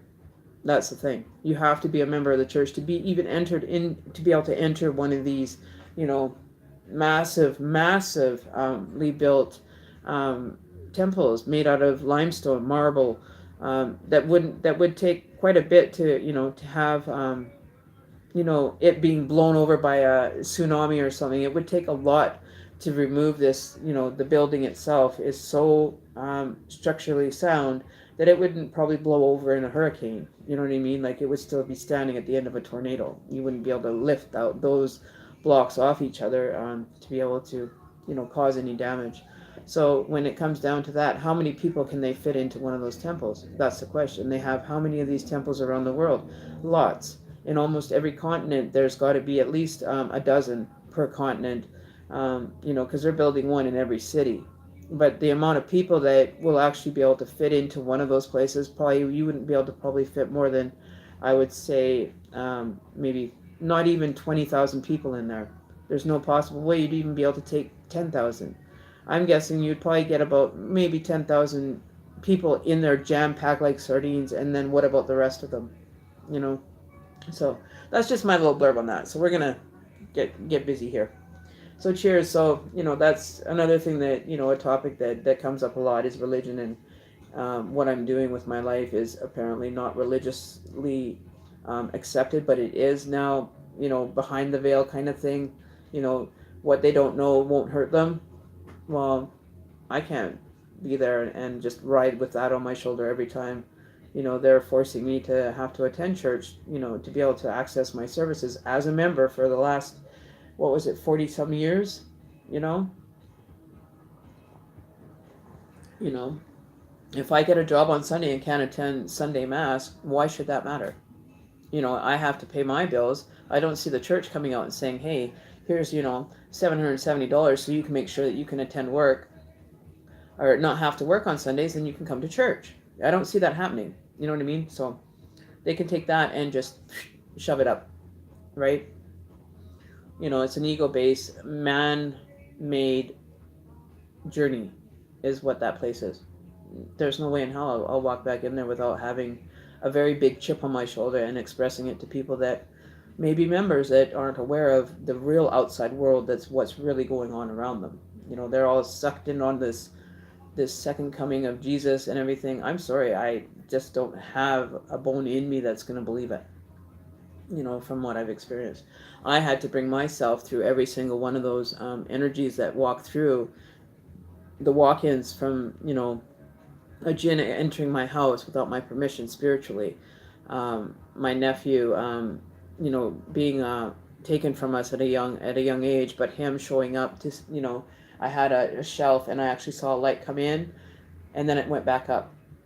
And that was the night that I put a shell from the ocean, because that's what his last picture, on his memorial site and everything is. He's got his back and he's walking to the ocean, walking towards water. And that was what we have kind of placed with him, that he's gone somewhere else. He's gone to a better place. I don't understand where he is gone, having his life taken from him, how he would have actually scored his wings right away, or if he would have had to sit like kind of waiting, for transitional, for the full transition and for everybody to kind of mourn him and let him go, right? I haven't had much communication with him. The last communication I had with my nephew on the other side was back in, I believe it was, back in April of last year. And he had brought me my phone, my computers were acting up, so I had to go back into my office and use a computer in there. And then when I stumbled across this pendant, this silver pendant that was of a of a dragonfly, and I requested it because that's how he manifested himself after death, was he became a dragonfly. He came back into being a dragonfly. Like everybody, is not aware that once you do leave this body of something, you do end up coming back as something else. And that's what the energy took on for him, was a dragonfly. And dragonflies are very mystic animals. They're very majestic, but they don't have a long shelf life, if you know what I mean, right? They basically last the summer, and that's pretty much it. They continue on, just like butterflies. A new set of butterflies comes around every year, and that's how my partner identifies with his grandfather, is a butterfly. We were even having monarch butterflies up here last year, which is not common for us up here, where we get the little white ones, but monarch butterflies this far north. I did a report on it when I was younger, and I'm pretty sure they don't come this far north. But it's been really warm the last few years, so maybe their migration area is expanding. But I've never ever seen until last summer. Actually, probably there must have been in total. There must have been at least 10 views of a monarch butterfly in my backyard that I could document. Um, and there was two of them that were intermingling with each other. Like, it was really a serene kind of moment, just to notice that, the energy of those two butterflies that have been something else in their past life, coming back as an animal that doesn't have a long shelf life. Just to collect all the energy that they came into this world with, and to be able to leave with it all for their next phase of their journey, wherever it may be, wherever it may bring you. Right? We don't know the actual for sure answer in regards to where do we go. We can all speculate on our experiences, because if you think about it too, also people that are individual experiencing things, people are popping in, popping out, but they can't wait a few minutes. To understand that life doesn't stop because your body stops. You still carry on. It's like, when you hit a wall, you still keep going and the car stops. So just think of it as that you'll end up continuing on. The force of spirit will actually carry you way through on this, right? And having faith in yourself to be able to bring yourself, and be able to be honorable within yourself, and doing things that don't bring negative into you, right? So that's just kind of some religious, I don't know, call it whatever, but I definitely have a different outlook than I did 5 years ago on especially the church that I attended. Hang on. Watch my every move. See, like, this isn't just crazy, but the lyrics are words for what I am talking about, and then you have the lyrics on the radio going, keep a watch on her. Like, it's not crazy. It's not watch his every move. Like, why watch my every move? There's no need for it, right?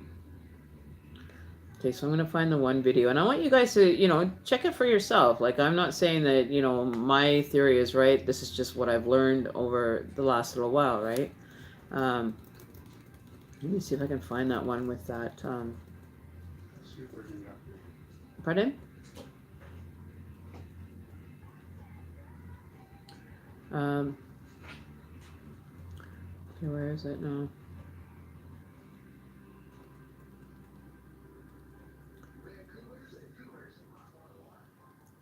Let me just see if I can find it here while I'm just taking a quick look here, guys.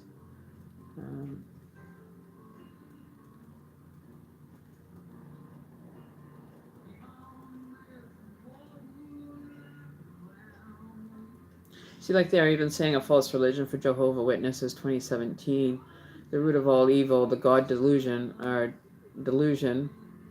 7 years ago. So this isn't a new topic for a lot of people, right? So, it's been an ongoing kind of, battle for, the higher hand, right? It's almost like, they will go at any extreme to make sure they don't lose people in their congregation, right? But as you notice and probably have heard over the years, that churches are actually losing a lot of their patronage, that they're looking emptier because people are, getting wise to what the hell am I doing this for, when, I've heard of people even through my church, their members in a different province are getting houses bought for them. And if I was to go up and tell them, oh, I need something, I need a few groceries to get me through until my next check, that they would give that. But unless I attend every Sunday, they won't, help me unless I'm an actual active member in the church. But, you know, God forbid. Um, so, you hear all these stories. Like, really do your homework on what your belief system is. I'm not trying to sway you into believing what I believe, but, it's nice to have people kind of understanding what's going on that religious level that so many people have bought into and are being separated from their money. It's another, almost like a cash grab for churches to be able to just take and do whatever without your say. Like you donate your life and everything you own to this church, but what do they give you in return is what? You're paying for the sermon that's happening every Sunday by doing your tithing every day or every week. Like that doesn't make sense to me that you have to pay for, spirituality in a church, and that's what I view the money that's donated to them, the sacred fund source, the sacred funds is what they call them. I donated, I don't know how much to the church when I was younger, up until I was like 18.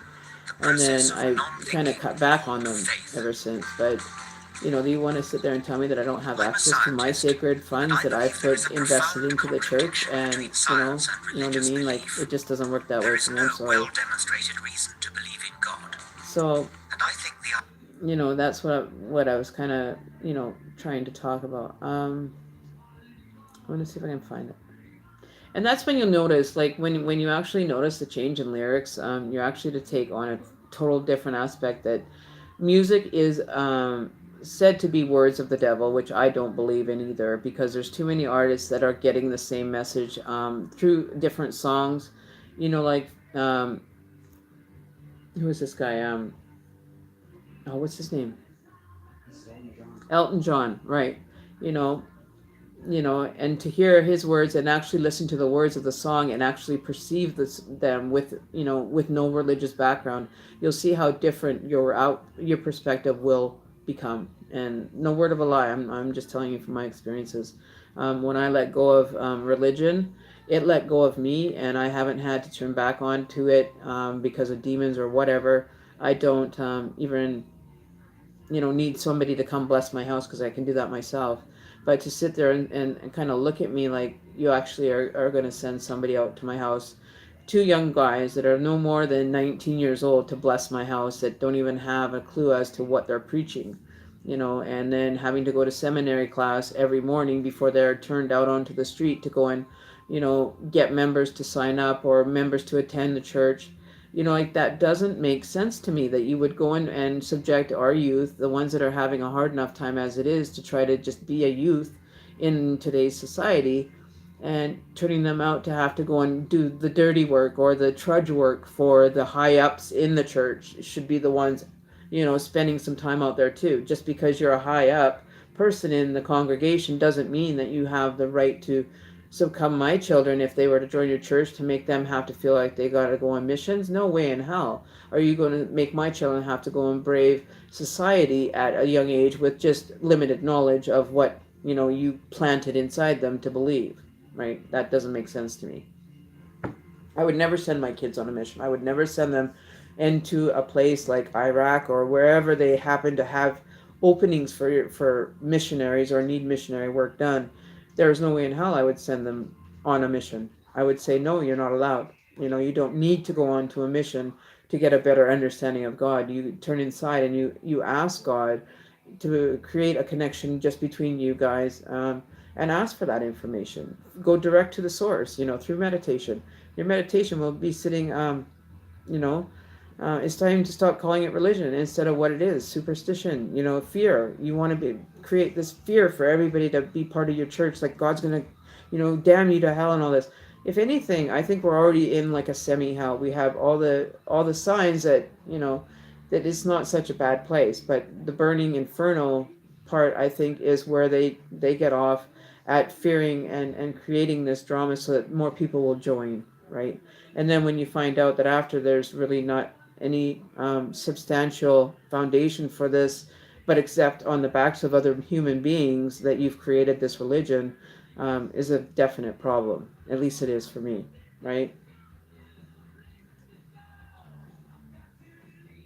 So I'm just being honest on my views, you know. I don't know, but maybe, if somebody has something else that they could chime in on, kind of to touch base with it, because if I'm looking at this wrong, I would hate to, be saying anything against the church and cause a blasphemy case, to get excommunicated by, then so be. I'm not too concerned about not having that part of my life. You know, there's benefits of being a member. They've got, ways to, help you out with food, and they give you damn good food. Like they gave me toilet paper that I'm still using to wipe my ass. And it's called Heavenly Touch. Hang on, I'll grab it for you. And check this out. They have a customized own. They have their own toilet paper even made for their church. Hang on, I'll show you this. This is funny.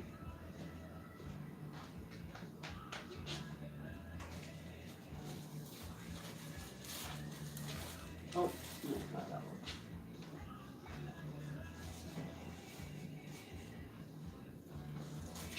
This one. Okay.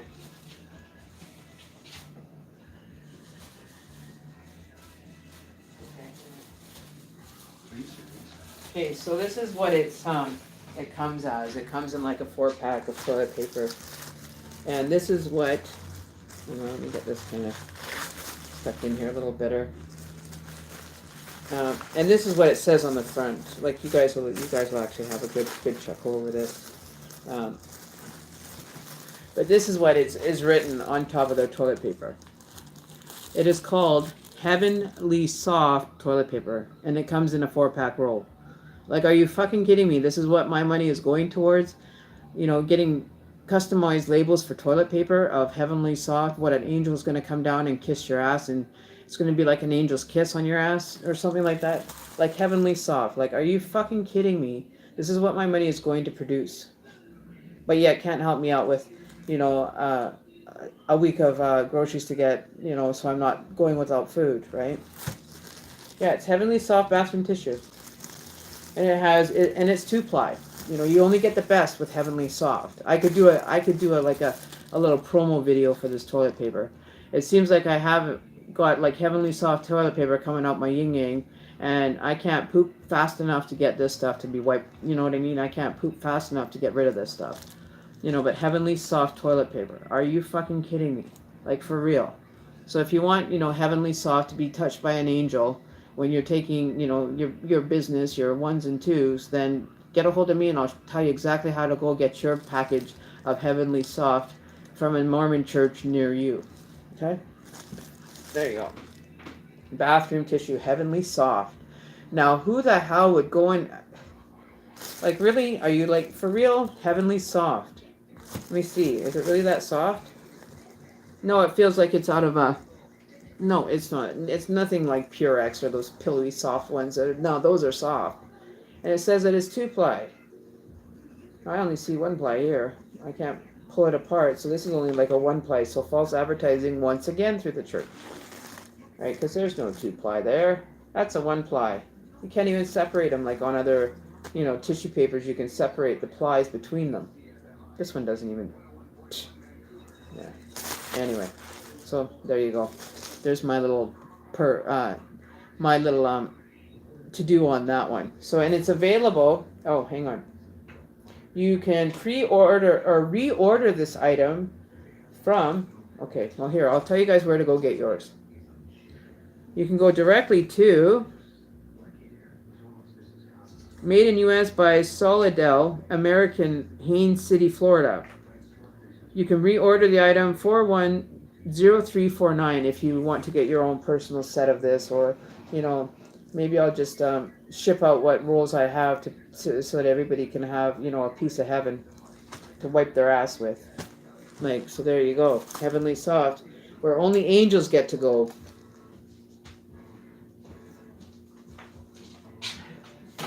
So there you go, and that's it. That's all. So. Just to lighten the mood there a bit, it's time to, have some fun. So just off on that little rant, it's something that I deal with on a very regular basis every day, right? I don't believe in what they teach, the falsehood behind it, and not being held accountable for it. Like the first time this past January 2018, they actually did a live stream about gay rights being able to enter into their church now. You don't just rewrite the book of the law of God. You either do or you don't. So now they're trying to acquire gay and transgender, the LGBTQ society. Now they want everybody to be part of their church, and for them to actually go back on their own word doesn't say a whole lot about the church, right? Lacey, you were raised in the church as well. Okay, so you know what I'm talking about, how different things start looking when you step outside that and you actually let go of your religion and basically stand on your own 2 feet without a religious, kind of, angle. But yeah, so I think it's kind of funny, as far as how everything gets put on the back burner for situations, right? Like religion is a big thing out there. It's a big money making con situation. It's just a con game, right? How to separate you the fastest from your money, and whoever gets it, whichever church is going to get it. I will not donate to the church anymore for that simple reason. I have no use for it. But I will make sure that, they do hear me before I get my last. I'm going to get them to help me with one food order, and, that's just going to be the way it is. And, and they can take their little the Book of Mormon that they give away for free, which is not supposed to be written above God's word, which is, another doctrine for them to create through Joseph Smith, blah, blah, blah, blah, blah. You know what I mean? Yeah.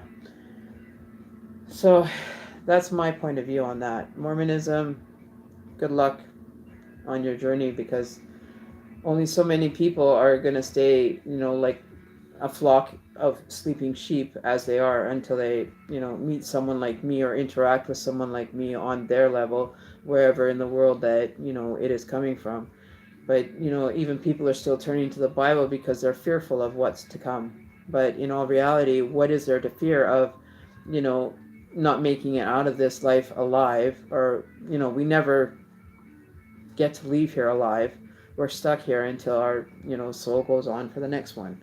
But to be allowed to figure it out within yourself, that what makes you feel comfortable in your own skin should be allowed. You shouldn't have to have dictation. You shouldn't have to have, a church running stipulations in your life that you have to do this, you have to do that, which you don't have to do anything. You could sit on your ass all day if you wanted to, if that's your so choosing to do.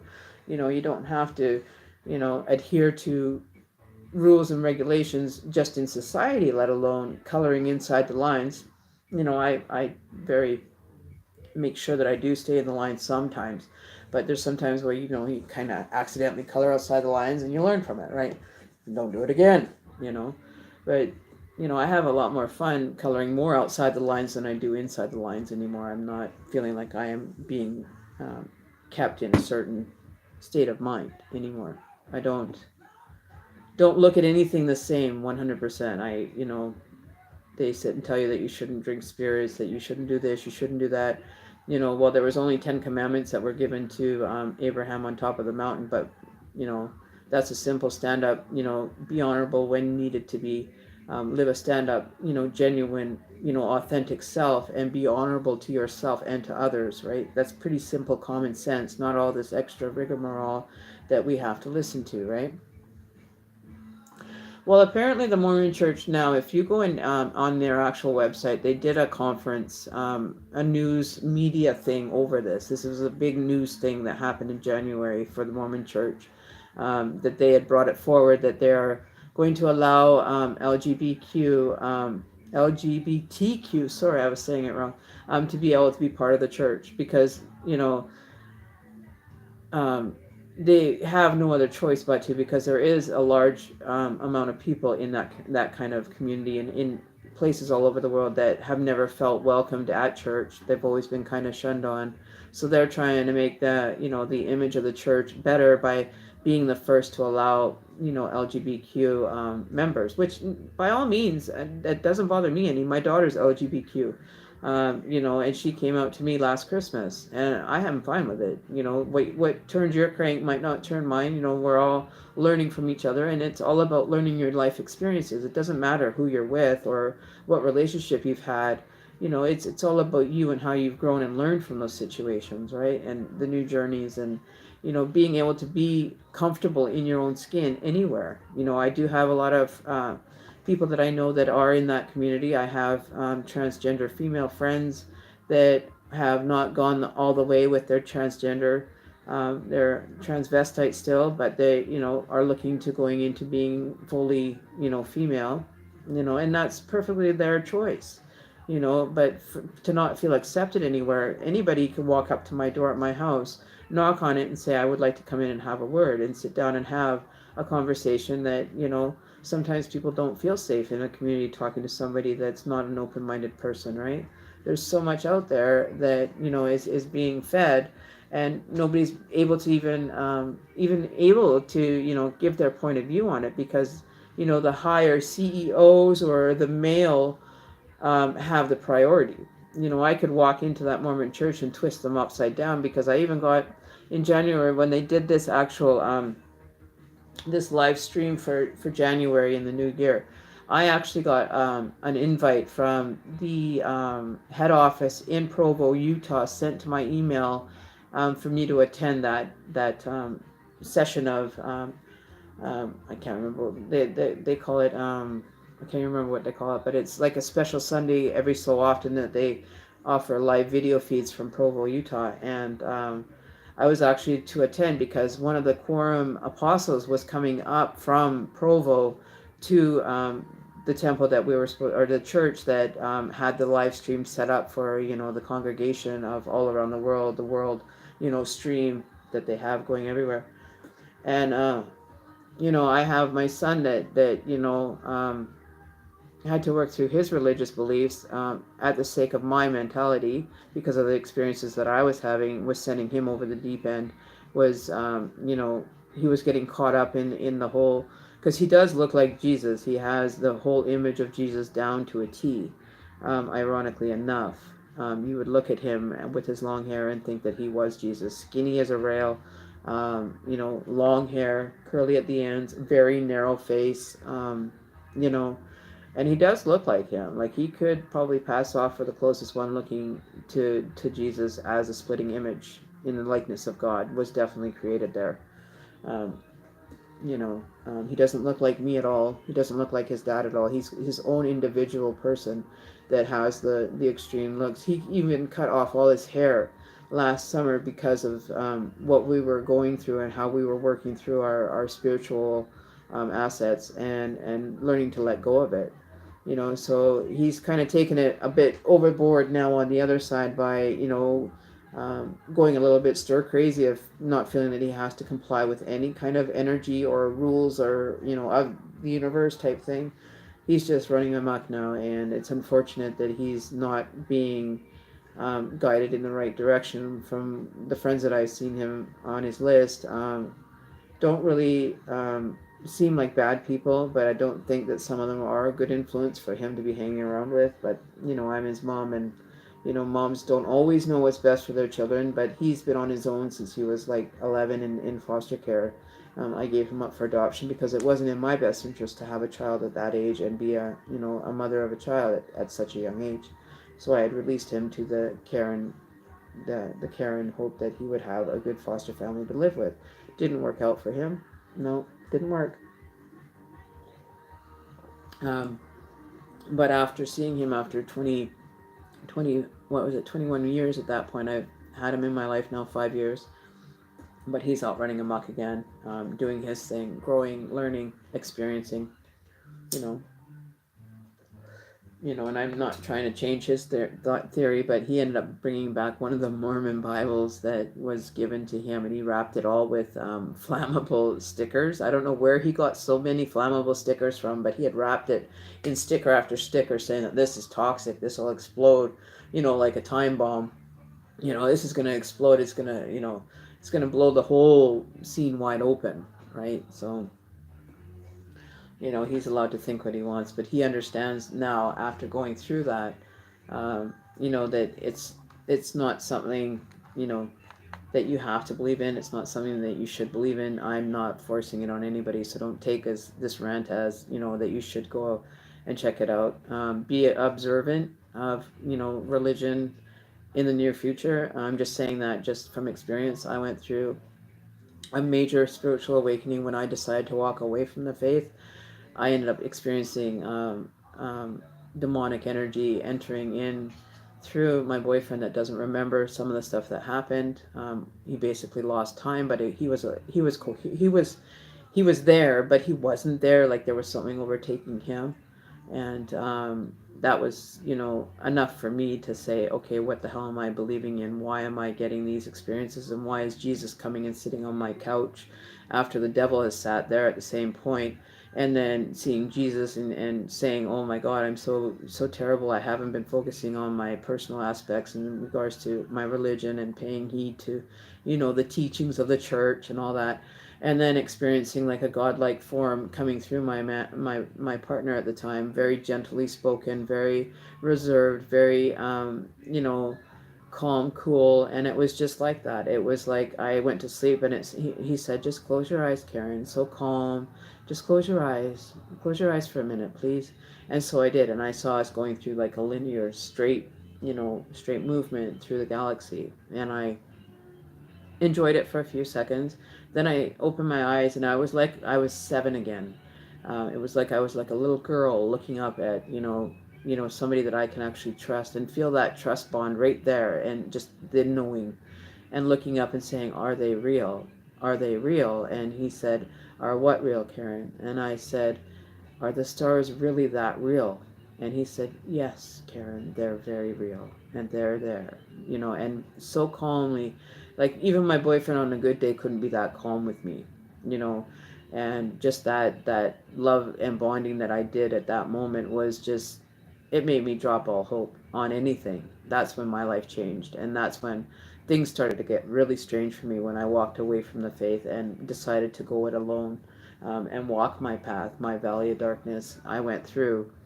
And experiencing an experience where I was in a different city. I was at a gas station, and then next thing you know, I'm running for my life into the valley of darkness, and there's nothing. There's everything is just dead and gray everywhere. You look around, and it's just darkness, gray, and there's not a tree that has life to it. And then all of a sudden, this kind of plump little I guess it was like a tiny people, like tiny people, the dwarfs and stuff, that had come down. And he says, "Okay, I'm here to escort you.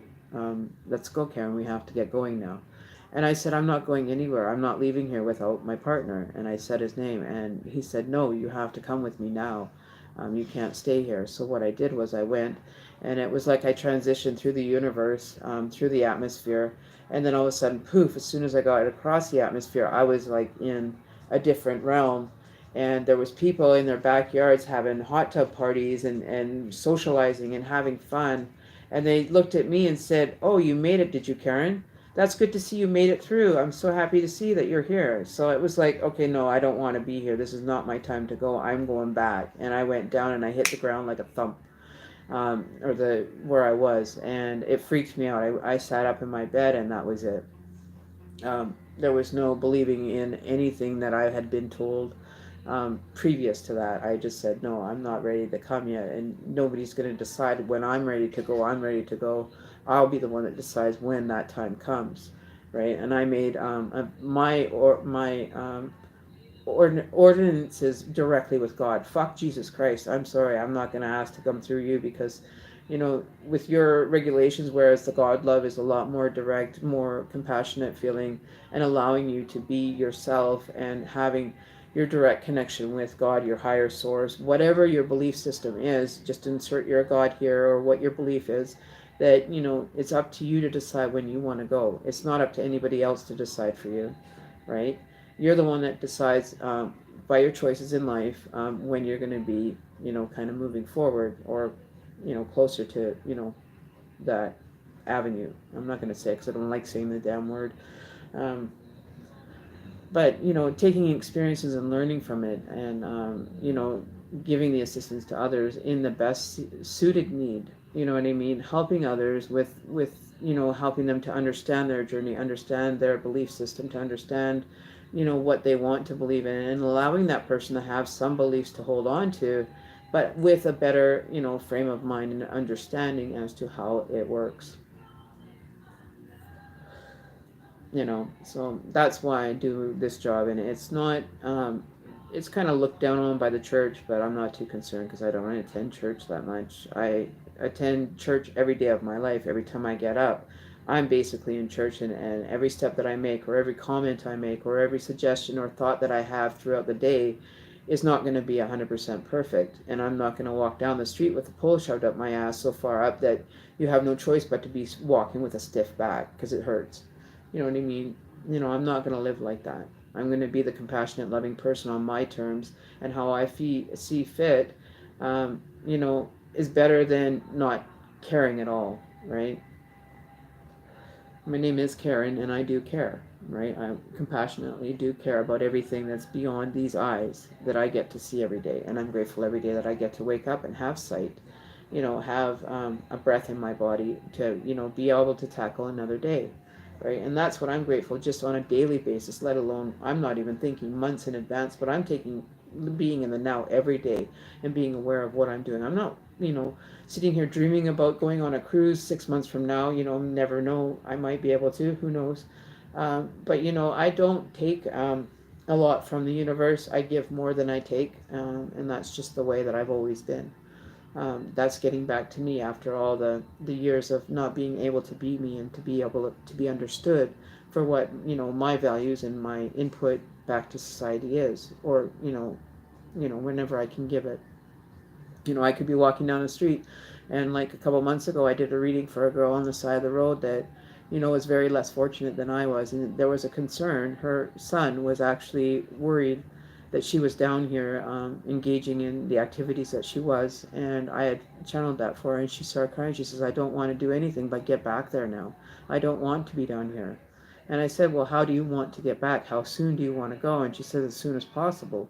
But then, being in the lifestyle that she was at the time was very difficult, having to deal with addiction and being homeless, and not being able to have enough funds at any given time to be able to even afford a ticket back home. If I could have helped her in any way financially to buy her a Greyhound ticket and then say, hey, meet me at the Greyhound, I'll buy your ticket and send you back home, that's something that I would do, just for the sake of the mother and son bond that they do have. Now that's what I would do on a normal basis. Somebody comes and asks me for a couple dollars of change for the bus, I'll give it to them if I have it to give. I'm not going to give my last dollar to someone, but I will give what I can to, alleviate the stress on that person. And that's the way that I always do everything, right? And now we got Bruce Springsteen, Glory Days, playing in the background. He's a good singer. I like his music. But, you know, I don't feel that, music has to be demonic in source. And even the ones with the rock bands that, they're screaming, yelling, and ranting and raving, they have a message. And when you can understand the message within the song, to your best ability, you'll be shocked as to how much more that opens up your whole, your whole mindset. It just comes unraveled. And it's all the classic music, present day music talks a lot about spirituality and stuff, and that's where we're headed. We're definitely headed to a different, not this new world order, one world government. I don't think is going to happen. I also don't think that we're going to be dealing much longer with religion being on the front foremost thing that you start with first. I think is getting really put at the back of the line for a lot of people in their experiences, is what I'm understanding, and that's how it's coming through to me, is to be aware of the false teachers, And I'm finding that a lot of the churches have that false teaching. There isn't one church that I haven't, or not denomination that I haven't visited, which all of them have the same idea, but just different ways of approaching to it. They should all get together and have a UN nations for religion, and see how well that table of suggestions goes among all the religions, and see if there isn't a compatible one source religion that we all can get figured out here without feeling like we're living in fear all the time that we're going to go to hell or we're going to go to heaven, or to even have those stressors on a daily basis to make sure that everything is running on the right up and up. See what those religious leaders would look like sitting around a table and trying to spread their religion to the other person to try to get them over to their side, or you know what I mean. Like, that would be one hell of a controversial candid debate between all the religions, to see them sit around a table and preach their teachings, right? It's going to rub somebody the wrong way, and we already know that. So that's why I don't want to get involved in church politics, but I will if I have to. If it's for the greater good, then I will debate my points for sure.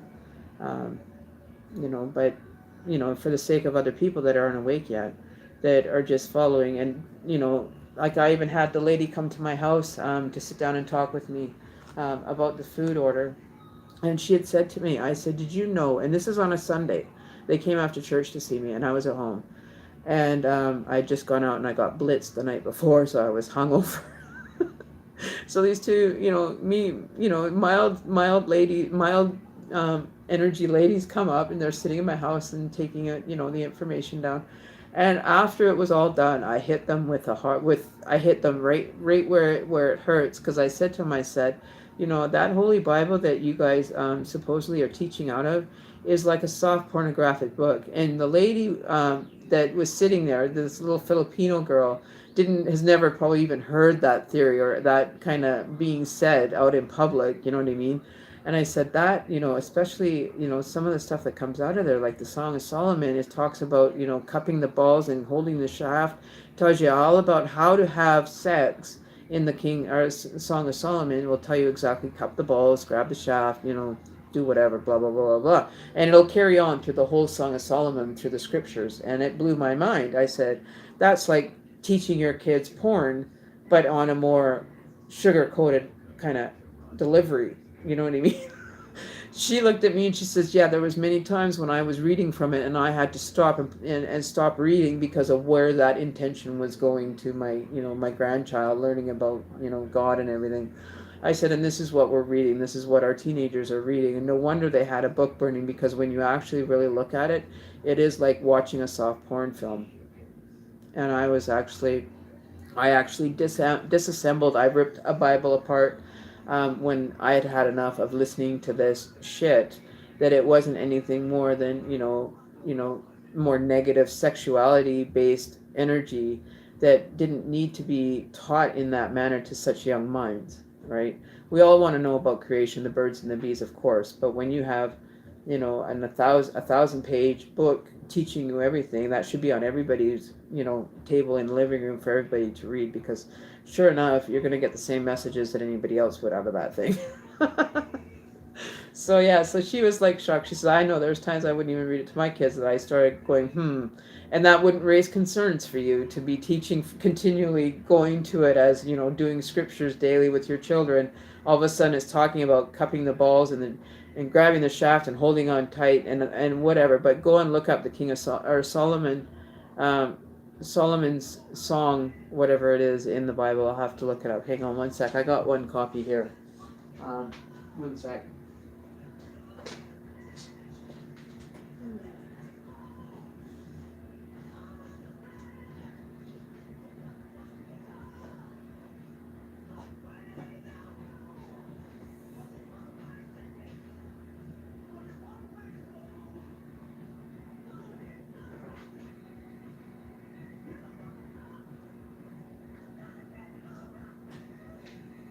Okay, so I got it. This will be interesting for you guys, because I'm not too concerned about anybody watching this video this far back. But where is it now? Hang on.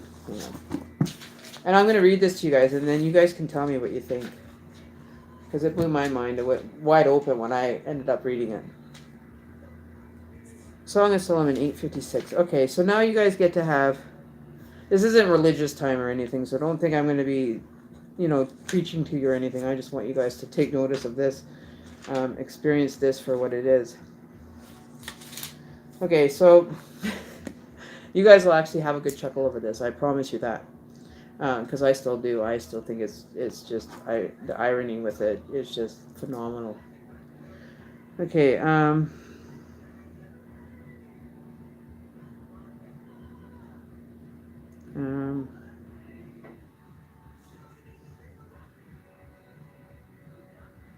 Okay, so it starts off with chapter 1. The poet sings of love and devotion. Okay, so the Song of Songs which to Solomon, let him kiss me with the kisses of his mouth, for thy love is better than thy wine.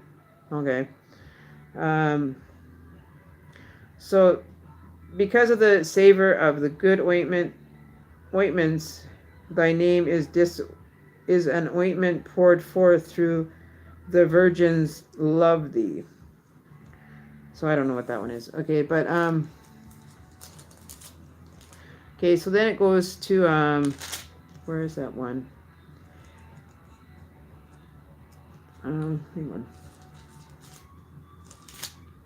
Oh, here it is. It's chapter 8 of the Song of Solomon. This is what it ends off with. So it says, many waters cannot quench love. O thou wert as my brother, that sucked the breast of my mother. When I should find these without, I will kiss thee, I should not be despised. I would lend thee and bring thee into my mother's house, which is the vagina. Oh. My partner doesn't like it when I read this in this way. So bring me into my mother's house, which would be the vagina.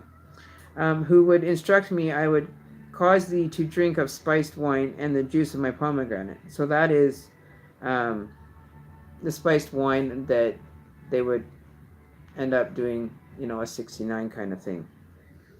And sharing, somebody that's on their menses even. His left hand should be under my head, so the shaft, and his right hand should embrace me. I charge you, O daughters, so he's, getting his hoo-ha up to, an extension, like getting it up and moving, getting it hard, as we would say it here in the adult world. And charge you, O daughters of Jerusalem, that ye stir not up nor wake my love until he's pleased. So saying that you cannot do anything sexually until the man is pleased. Okay. Who is that cometh up from the wilderness, leaning upon her beloved? So coming up from the wilderness, from the bush. Okay. Very simple. Don't you think this is freaking hilarious, right? Just for that portion. This little portion here, that's what I got out of that. And to think that, it just gets better than that. Right? So she'll cup them and grab underneath the head, so I'm not going to read anything else from there because it's, just soft porn. So if you ever want to get a fix of soft porn, then pick up the Holy Bible and read the Song of Solomon. It'll give you some really insightful messages. But anyways, that's enough of that. Yeah, so give me wine, give me cooler. I end up just talking and whatever. Lacey McBride, I really feel for you, and I totally understand your point of view, because, when you've actually had to go and live with that set knowledge for the rest of your life, I think is the most torturous thing humanity, or, those humans could do to someone. It's very unfair, and once you're basically sucked into the cult. I'm calling them a cult, and where they have the fundamental Mormons and so much controversy just within the Mormon name of being Mormon. A lot of people just kind of look at you like you're a fucking nut job for being part of the church, and allowing them to continue teaching and preaching this way should be kind of dealt with. It shouldn't be It shouldn't be something that they should be getting away with by teaching our young. We can take care of teaching our children good, right, and wrong. It doesn't need to be coming from a pastor's mouth that you pay money to hear, spew off at general conference or whatever it is. Half those people I wouldn't even know in there. And there's one thing that I did find out over the last year when I was on Twitter, when I had my other Twitter account. I was a shaman they never saw coming, for one.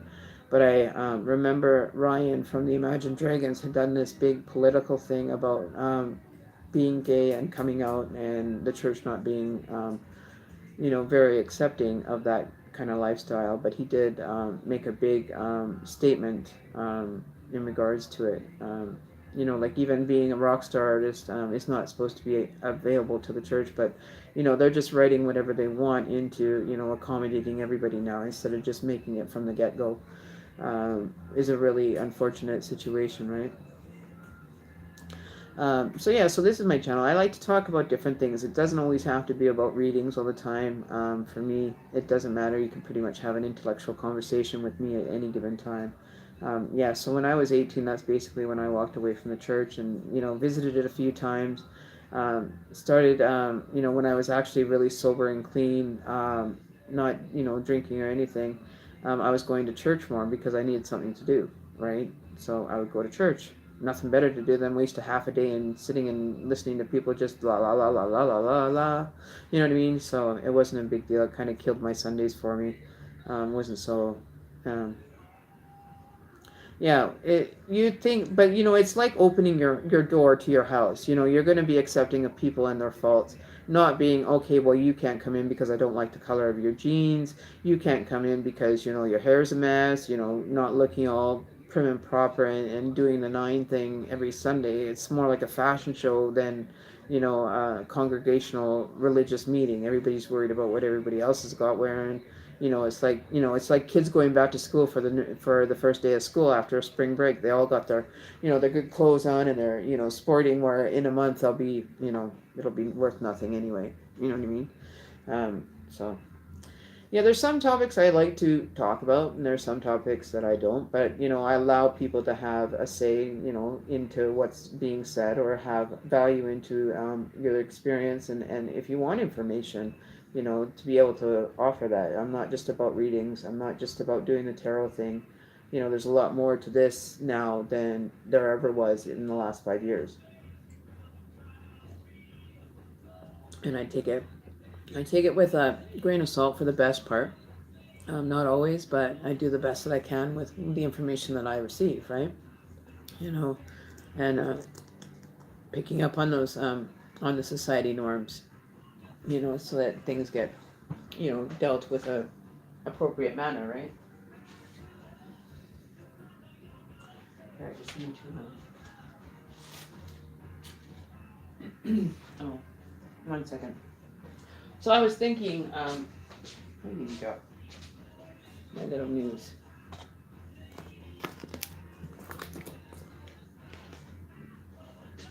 I just gotta fix my little angel. My cat gets up on my table here and likes to take my eagle feather, which is now gonna be retired because it's had the bun. Like, look at that. She mangulated it. She went up on here and she got up on here and she took the feather off here.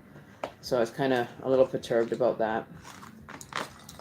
But my little angel here needs to get her wing fixed before the feathers come flying off that one next. So I do a lot of different things, have different topics, but I do focus especially a lot on doing people's readings, but I think I'm going to add a little bit, that might be controversial for some, it might not be. Okay, hang on 1 sec here, people.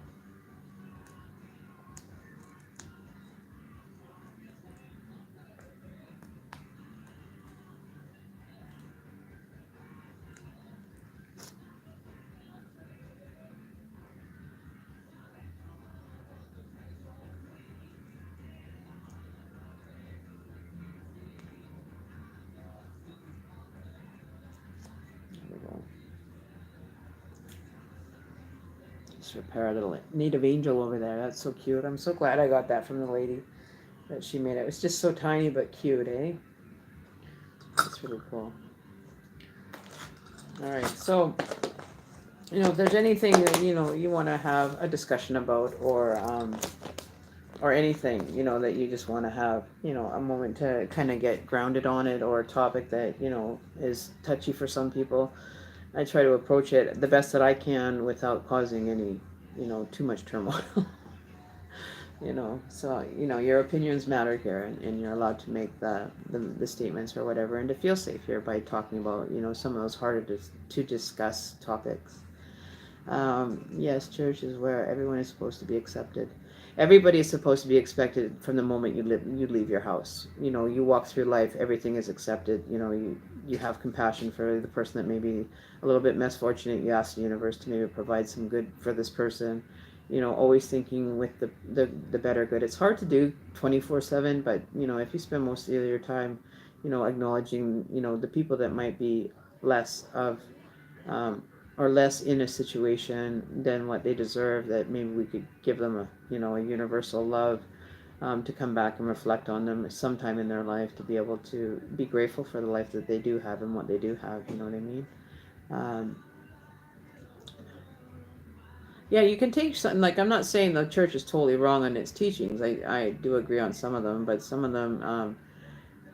Oh, thank you. I make those. Oh, wrong side. Sorry. I made those ones. I've got other ones. Over here, there's this one. I've got all different kinds of ones. I even have one for the ones that are on the States. This is a blue one. I've got the gray now, so I'm going to be making a gray one, a gray and hot pink one. So that's that one. And then I have my little USA. This is my little USA dream catcher that I made for somebody that, if you want to purchase a dream catcher with your country's colors, it's a little 4.5-inch dream catcher with all the American colors. So, I was thinking about you guys down there in the States, with all that you're going through, a little, dash of color might brighten your day, right? So, and I have all those ones over there still. I've got, these ones up here. Can't really see them because it's dark, but yeah, turn it around to. It's kind of dark to see them right now, but these ones are all for like car mirrors, keychains. Then we have the white one at the back there. Hang on, can I turn the flash on? I guess not. Oh, enable flash. There we go. So then I have those ones that the butterflies kind of hanging in limbo with it. These are the Dreamcatcher keychains, mirrors. There is a triple hooper here, or a double hoop there as well. Then we have the purple with the double hoop on the bottom. We've got the black and yellow. Then we've got the keychains in different colors. And then we have the brown one in the back there that is actually has another one in the middle that it kind of hangs and swings in the middle. So yeah, and they're ever changing. I've been taking a back seat this last little while and not really creating too much, but I'm not going to be dreaming my house is on fire. That's for sure. I've heard stories about houses on fire, and it's pretty crazy. Like the eeriness that you would feel when you're kind of listening to something like that is quite eerie from my understanding. I just want to plug my phone in. There we go. So yeah, the brown one. It's got the center one, so it kind of dangles in the middle. When you have it hanging, in a corner or something. Yeah, and the butterfly is nice. To get one like the brown one would be like I would say about 45. The ones that are laying this way and they have feathers. If I can. So the ones, hang on here. Okay, so the ones that are in the far back, that are like flat, they're sitting like this, the hoop is flat. Those ones are usually closer to like 40, 35, 40. They don't take as long to make them. Oops. So it varies from each one. Like something like this one would be closer to like $20. Um, it's very simple, very basic. And this is a smaller one. This is like a 4-inch hoop, and it's red and orange. Um, doesn't It's not actually pink, but it shows up as kind of a pinky red kind of color. But something like this would cost you like 25, $30, whereas the other ones, they're a bit bigger, so they're like around 40 to 50, depending on how much detail is involved and stuff. Right. So whereas the middle pink one would be closer to 50. The smaller ones are more like anywhere from 25 up to 45. It depends. Right. So yeah. But it doesn't take me long to make them. I can usually have them made and um, made within like a day or two at the most. And then depending on shipping, I had a shipment go down to one of our moderators, and it still hasn't shown up. So we're gonna have to recreate it, which really is a disappointment that she didn't get the delivery. But I'm gonna phone up here to my local post office and find out from the head office if there's a like even more of a delay, if there's you know, do they take long to make? No, they don't. One like the one behind me would take me a day, not even a full day. It would take me 4 or 5 hours to get them done. The smaller ones, anywhere from 3 to 4 hours, and the bigger one in the middle, probably 4 to 6 hours to make from start to finish. Thank you. I take pride in a lot of the things that I do. I do it like at a perfectionist state. Like if it's not right, I actually have done like a turtle one, the shape of a turtle for a lady that had her goddaughter buy it for her, and I actually made the turtle with legs, little legs on it and everything as the secondary hoop on the bottom, and it was kind of tilted so you'd see the turtle. It was a turtle dream catcher that she wanted to have for her godmother, right? So we did that for her, and she was really gracious at accepting it. She says, "Wow, that really has some detail." And it took me a bit longer, but I didn't stop. It took me close to almost a month and a half, 2 months to get it right. Because the turtle, I wanted it to be a turtle and to show that it was a turtle. So I finally got it after about 4 or 5 different revamps of the actual turtle to get it to look the way that I wanted it. But you can go and find that all my pictures of all my stuff. I can't get into my Facebook account for my pictures, so it kind of sucks. But I did a huge order last Christmas and made 7, 8, 9. I think it was like 9 dream catchers, 2 mirror dream catchers, all within like a month and a half. And I worked night and day on that, you know, to get it done. And it wasn't until like literally 2 days before Christmas before they were done. Just on the, just getting there, right? So um, I just don't stop until everything is absolutely perfect. Like in everything I do has to have, that that just that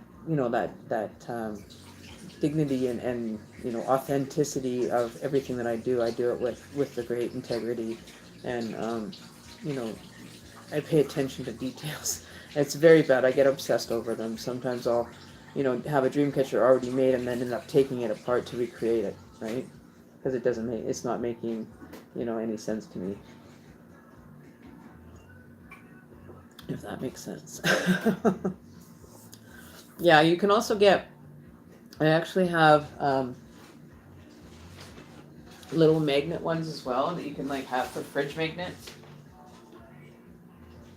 So this is just one of my little pink ones that I did. I have it, it's just kind of a quick one that I did. But these are like fridge magnets, little prayer butterflies that take your messages to heaven or to wherever the spirit wants to take it to. So they're just little angelic butterflies that I make. So they're like a little prayer butterfly. I would be like taking messages to the other side, because that's what they're considered to do as well. They're majestic that way, or mystic that way. So it'd be like a little a thought butterfly. You have a thought of someone that's passed on to the other side, and you send them well wishes of good vibration, because that's what we are, energy, right? We keep moving, and wherever we stop, we never know, right?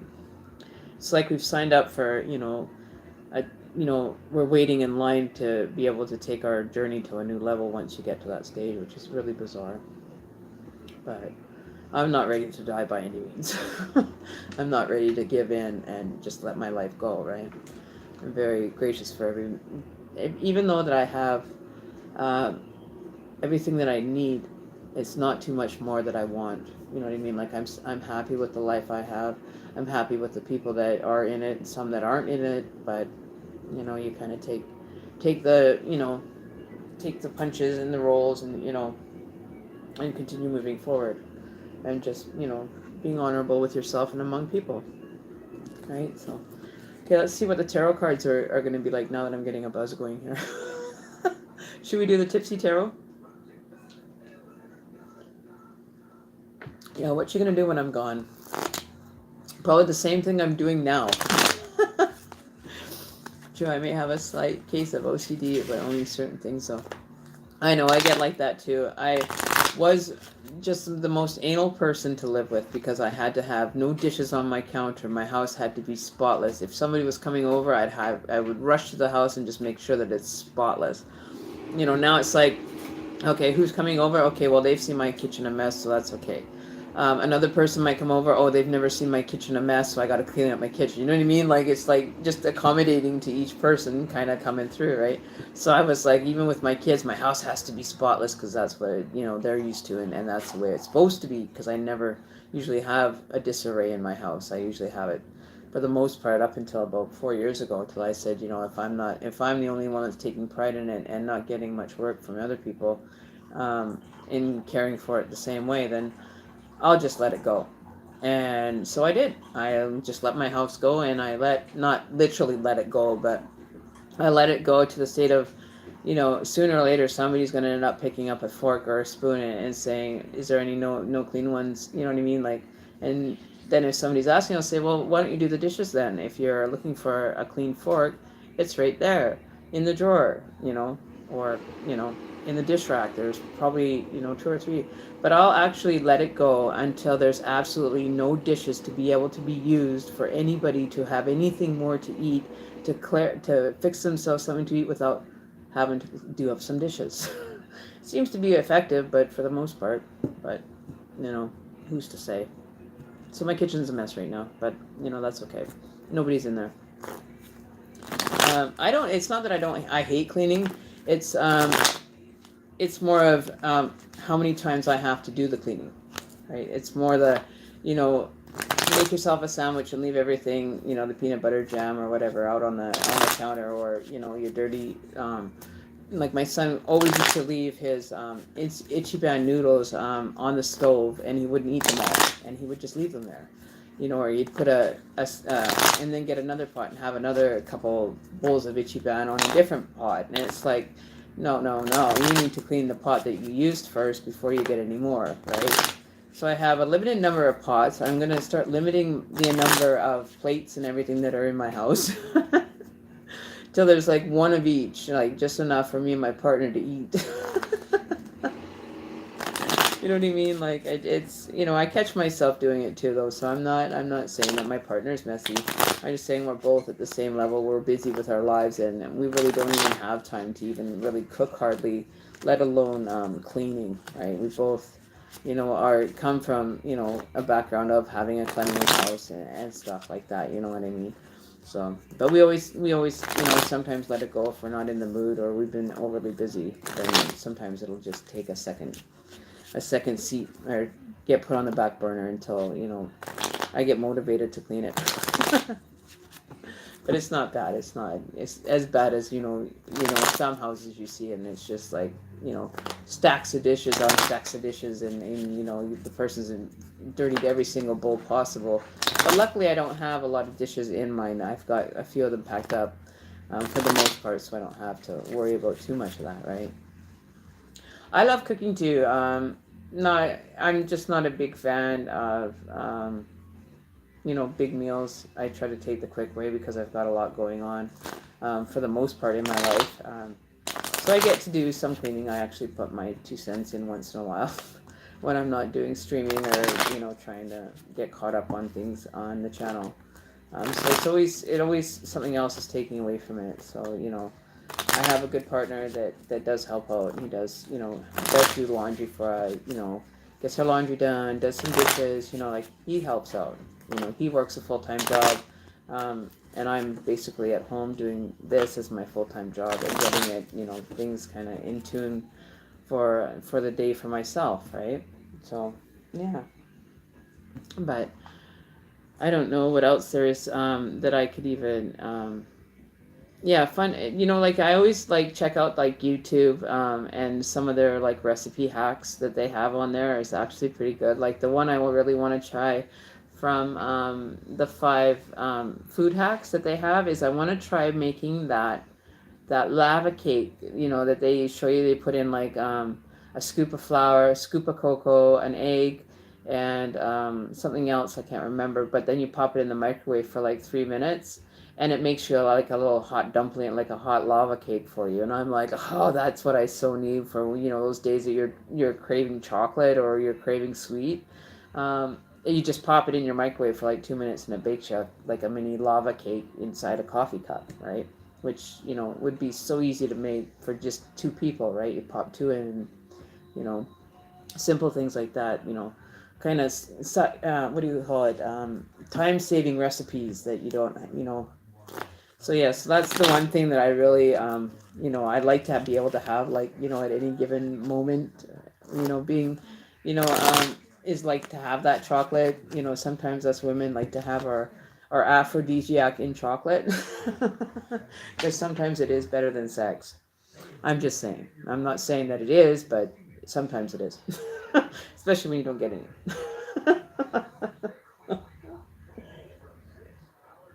But yeah, so those food hacks, I think it's what is it? The top 5 food hacks, or life hacks channel. That one, I can't remember the name of it.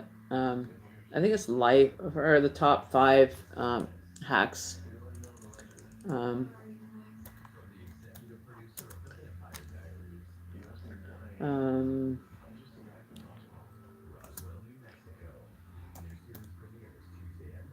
Hang on. Okay, top 5 life hacks. I think so. That's what it is. Um, Yeah, so it's like 5 minute crafts. I know there's some with food, and it's actually really freaking good. Um, okay, so let's see if I can find it here. Um,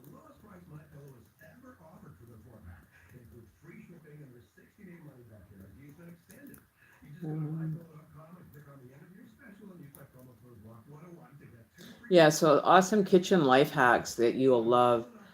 25 awesome ones. I haven't seen that one, but they look pretty good. So I get, going on these things and I try them every once in a while. I like to do some baking. When I'm in the mood, though, I really seriously have to be in the mood to want to do it, though, right? But I really find that some of those hacks are just like, I never would have thought of them before. So it's kind of nice to, kind of watch a few of them and see how it works out, right? Um, oh, cool. We have new meditation music premiering now. Solar plexus healing meditation boosts self-esteem, confidence, and motivation. Yahoo! So here's a prime example of talking about heaven and earth and all this. This is what blows my mind. Okay, somebody is a shaman. You understand that dealing with the spiritual realm, there is not really any like hell. You deal with spirit. But this person goes and uploads a video. Afraid of death? Hell awaits you for you in the underworld. So live your joy now. And I went, okay. So my response to that video right off the hop is, you're full of shit. For one thing, you're teaching false truth, and no, hell isn't the end result, all be all, if you enjoy your life. Because a lot of people are already living in hell here on this dimension, let alone have to go to another dimension and live through hell. So I think that's like the wrong kind of advertisement that you would want to probably send out for your channel, because hell awaits for you in the underworld. Buddy, you are going to be so surprised when you don't see the underworld as you think you've seen it. Like it's not a bad thing. I don't feel that it's going to be all hellfire and everything else. I think it's going to be very similar to this life, but we're going to have to keep repeating, the lessons that we didn't figure out in the first place. And that's going to become a repetitive cycle that you're going to have to do them over and over and over until you do learn. I think is about the only hell that you're going to end up in for whatever lessons you didn't pay attention to in this lifetime, that you'll end up having to go to repeat it until you learn it right. That's not hell. That's, just, coming back into another dimensional being born back into the same kind of situation you were in, but with more knowledge. Now you get to keep your memories, and you get to keep all the experiences that you had, so that you can get through the life lessons and the next time, and be able to leave as a one piece unit. When you do go, everything is finally worked out, and that you have an understanding of where your spirituality lies, and it doesn't have to become anything extravagant or fearful of. Do not fear any of it. I don't fear it. I don't teach fear. I don't talk about things that you need to be fearful of. If anything, I try to open the minds for people that might be a little fearful in their choices in their life, like God-fearing people. If God wanted you to be feared, if God wanted to be feared, he wouldn't give us the free will. Okay? He would be dealing more like, Lucifer, having to scare people into, believing into him, and being fearful of him. That is just the religious base connotations that society has given us, right? So just using your common sense, I don't feel that we're going to end up in a hellfire. I think that's, the biggest crock of shit, excuse my speaking, because, if we are meant to go from here on to another life or another existence in a different dimension, then what the hell does hell have to do with any of it, heaven or earth? But then yet this person will go and do a video a few days ago talking about there is no heaven, there is no hell. But yet you want to go and contradict yourself and say hell awaits for you in the underworld. That's just contradicting everything about shamanism that you could possibly give. Okay? You can't be a shaman and be in touch with the spiritual realm and talk about hell. There's no hell when you are doing shamanistic. You're walking through the middle of the road from right to left, good, the bad, you know what I mean? Like, you're not having to deal with hell. We've got enough of shit to worry about just getting through our life skills for this experience than to be worrying about somebody complaining about hell. I'm sorry, it doesn't float my boat. I don't believe in hell. I believe that hell can come to you in this existence. That I do believe. But I do believe that it cannot harm you. It cannot place a grasp on you if you don't allow it to. You keep your vigilant and you keep strong within yourself, and don't divide your soul and your body to be able to make a choice. Don't sell yourself short, because you are a very strong being when you're in one and in tune with that. You're a very strong, powerful being, and nothing can take that down if it's not divided. So divided we're conquered, or no, together we stand, divided we you once you're separated, you cut your energy levels and everything in half, right? um so yeah, so that's basically the outlook on that. I don't feel that people should be even titling some of the stuff. Another one, another person uploaded baby rescued walking home on a busy freeway in Wisconsin. Like, how is that, not something that, you definitely are watching angels and spirits around protecting that child? Because, there's no possible way that that baby would actually go running across the street, I don't think. I just want to just see this. This was posted an hour ago, and it was posted by, who is it posted by? ODN is the channel that I'm actually just gonna just grab this quickly from, and I want to see what happens to this baby, because there's times when you actually can watch videos and you can see the blur when it, like a couple of videos I've seen where you can see the actual paranormal part kick in, and you see like the blur of people standing next to a vehicle after they've sent it into a pole, just randomly, you know what I mean? Okay, why is this not going? I don't want to be talking about your life skills, buddy. I want out of this channel. That's the other thing I'm getting very tiresome of people with this damn Mind Valley, okay? Like if I wanted to be part of your Mind Valley, I would do it, but I'm not interested in the Mind Valley thing at this point. Okay, hang on. Why is it not playing? You know,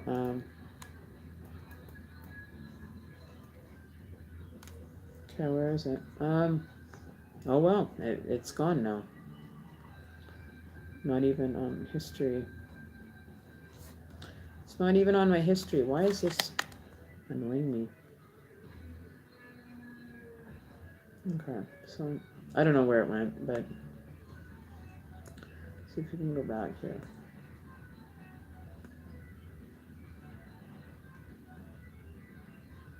Oh, okay, here we go.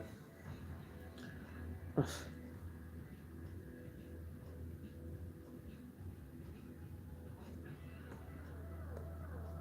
Let's see this baby issue.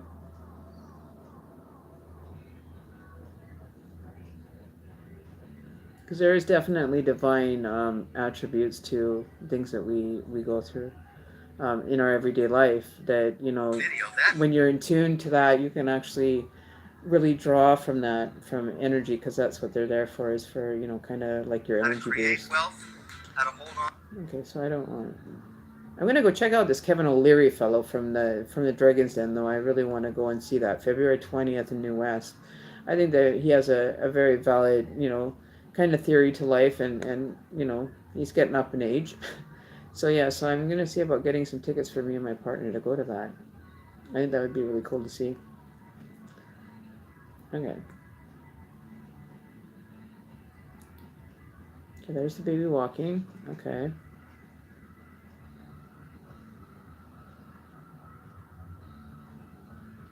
Oh, it's walking on the street. Oh, now it's running down the sidewalk. Okay. Just a little baby, can't be more than 2, 3 years old.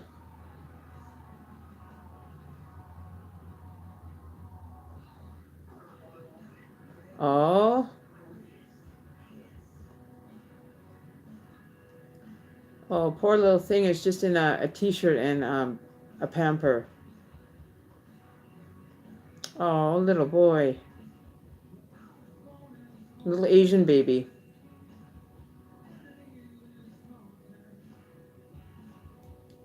Oh, and a lady offered her jacket to the baby to keep him warm.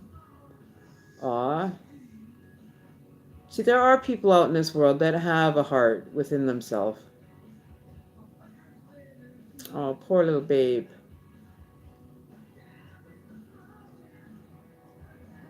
Said he had been left outside by his mom. She was suffering from mental health issues. That's unfortunate. Well, at least we got a good Samaritan that ended up coming in and putting it forward for the baby. Oh, that's amazing. That's definitely like that video. That's what life is about, right there. Being on paying attention to things that are going on around you. Could be just that simple of a little thing, you know, a little person that you know, maybe needing some help.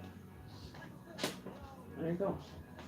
Okay, so I'm gonna probably check out here for a little while, guys. I'm gonna do some work on the website and get some more things done, hopefully in the next little while. A little bit more, you know, things kind of showing up on my radar right now. So I'm going to take a break here. We've been going for 3 hours. Oh my lord, 3 hours later, and we decide to, you know, finally call it an evening or a morning. But it's like 4 o'clock. Oh my god, I didn't know it was that late. Oh shit. I didn't realize that we were like pushing 4 o'clock in the morning here. So it's like, you know, time to grab some like Z's, you would think, right? But I'm not tired. Hell no, I'm not tired yet. I'm too enjoying my cooler and enjoying myself right now, hanging out. Because I don't get to do that very often with you guys. I don't get very much chill time with you guys on the channel at all. So it's kind of nice. But you know, oh, you know, so we're just gonna take it at that. And geez, you know, who would have thought, right? We'd be still hanging out at 4 o'clock in the morning. We're being bad? No, we're not being bad. Of course not. we're not being bad at all. We're just enjoying. So see, yeah, it's like 3:51. It's almost like 4 o'clock in the morning. Oh well, it's only time, right? So yeah, so I'm gonna go to sleep too, but in a bit I'm gonna finish my cooler here and some time with my partner, and my honey deserves to have some of my time today. So I'm going to take a break for a bit, have a cooler. Maybe I'll come back on and just kind of kill the morning sunlight. Is always a good time to go back to sleep. I don't know. We'll see what happens. But if I'm not back in an hour, then know that I am probably enjoying my evening and probably passed out. If I drink any more of this cooler stuff, I'll probably be out like a light if I wanted to go to sleep. But I've got lots that I need to get done. But sometimes I don't get it done until like days later. But I got to work on it and get it kind of worked out.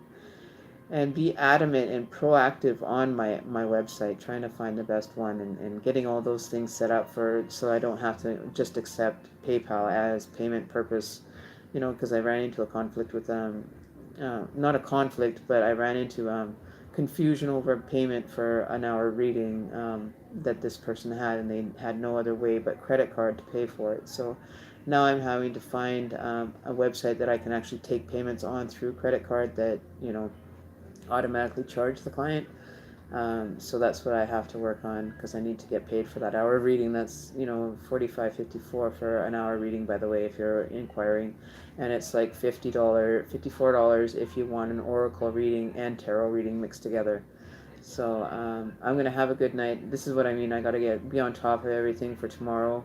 And I don't have enough hours in a day to make sure that I'm still on top of everything for when I'm on top of everything, because something always pops up that it happens to pop up and show itself, sometimes at the worst moment, sometimes at perfect timing. But I'm trying to kind of get that balanced a little better for the website, and just so that people have a more tangible way of contacting me directly, so that I have available contact, so I'm not just waiting for contact between YouTube channels. So that's what I really am finding it important, that there's a communication or a place that you can kind of go to if there's nothing happening on YouTube for a day or two for me. So yeah. So with that, I'm gonna say adios for now. I hope we had fun. It's great to hang out and just kind of release some of my anger, my not my anger, but my um, anguish, or whatever. I don't know what the word is for it now. But to be able to, kind of let some of my energy kind of come up and go out and have somewhere to go.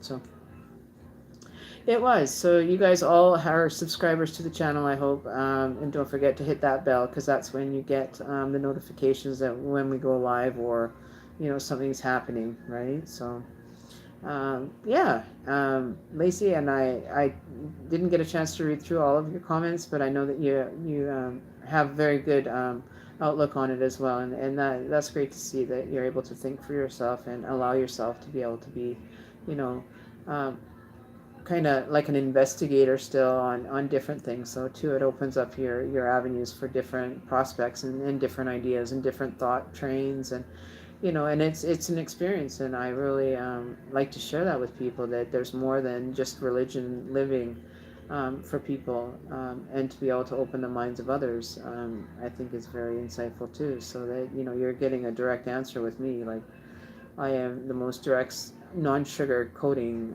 person probably out there. So I don't sugarcoat it for anybody. If it's meant to be said that way, then we're big enough and adult enough to handle a little bit of negativity in our life from our spirit guides, right? So um, yeah, I'm a Cancer, so I'm an emotional intuitive, 20%, 50% dead on. I'm right in the middle of a true Cancer, born on the 12th of July. So with that said, I'm right smack dab in the middle, just coming out of the middle. So it has its toll to being a true Cancer. Yes, I am very emotional, get crying, things attach themselves emotionally to me. Yeah. So I totally understand that. um, so it was fun. We didn't get drunk and we didn't get too tipsy, so we're doing okay. But who knows, maybe I'll show up here 5 hours later, just be right to the gills and be screwed for the day. You know what I mean? No, I'm just kidding. No, I have too much to do to be able to get actually bombed on YouTube, with my subscribers. No, that wouldn't be a good personification thing to kind of be putting on YouTube at any given time. So, you know, yeah. So here's to you guys. It's been a blast. It's been a slice, and hopefully we can do this again tomorrow because Saturday is draw day, people. So don't forget to tune in tomorrow. Say 3 o'clock Pacific Standard Time, which is 6 o'clock Eastern Standard Time, for our live reading, our live draw that we have every Saturday for either a dream catcher or a reading. We'll throw it up in the air and we'll pick and see what we're going to be pulling for tomorrow. So be sure to check it out. We'll be here at 3. Watch for notifications, and don't forget to subscribe, and share the channel with others so we can get our viewership up, and be able to have some more amazing, gifts and things that, we might be able to just toss away. All right, so you guys be there tomorrow, 3 o'clock Pacific Standard Time, 6 o'clock Eastern. And we usually will start with like an energy reading to allow people to come that, want to be part, that maybe have gotten a late notification. Usually we'll do a quick energy reading at the beginning of the show, and then we'll do a halfway, usually 30 minutes into it, we will do the draw, and depending on what we're drawing for, there could be, extra draws on things.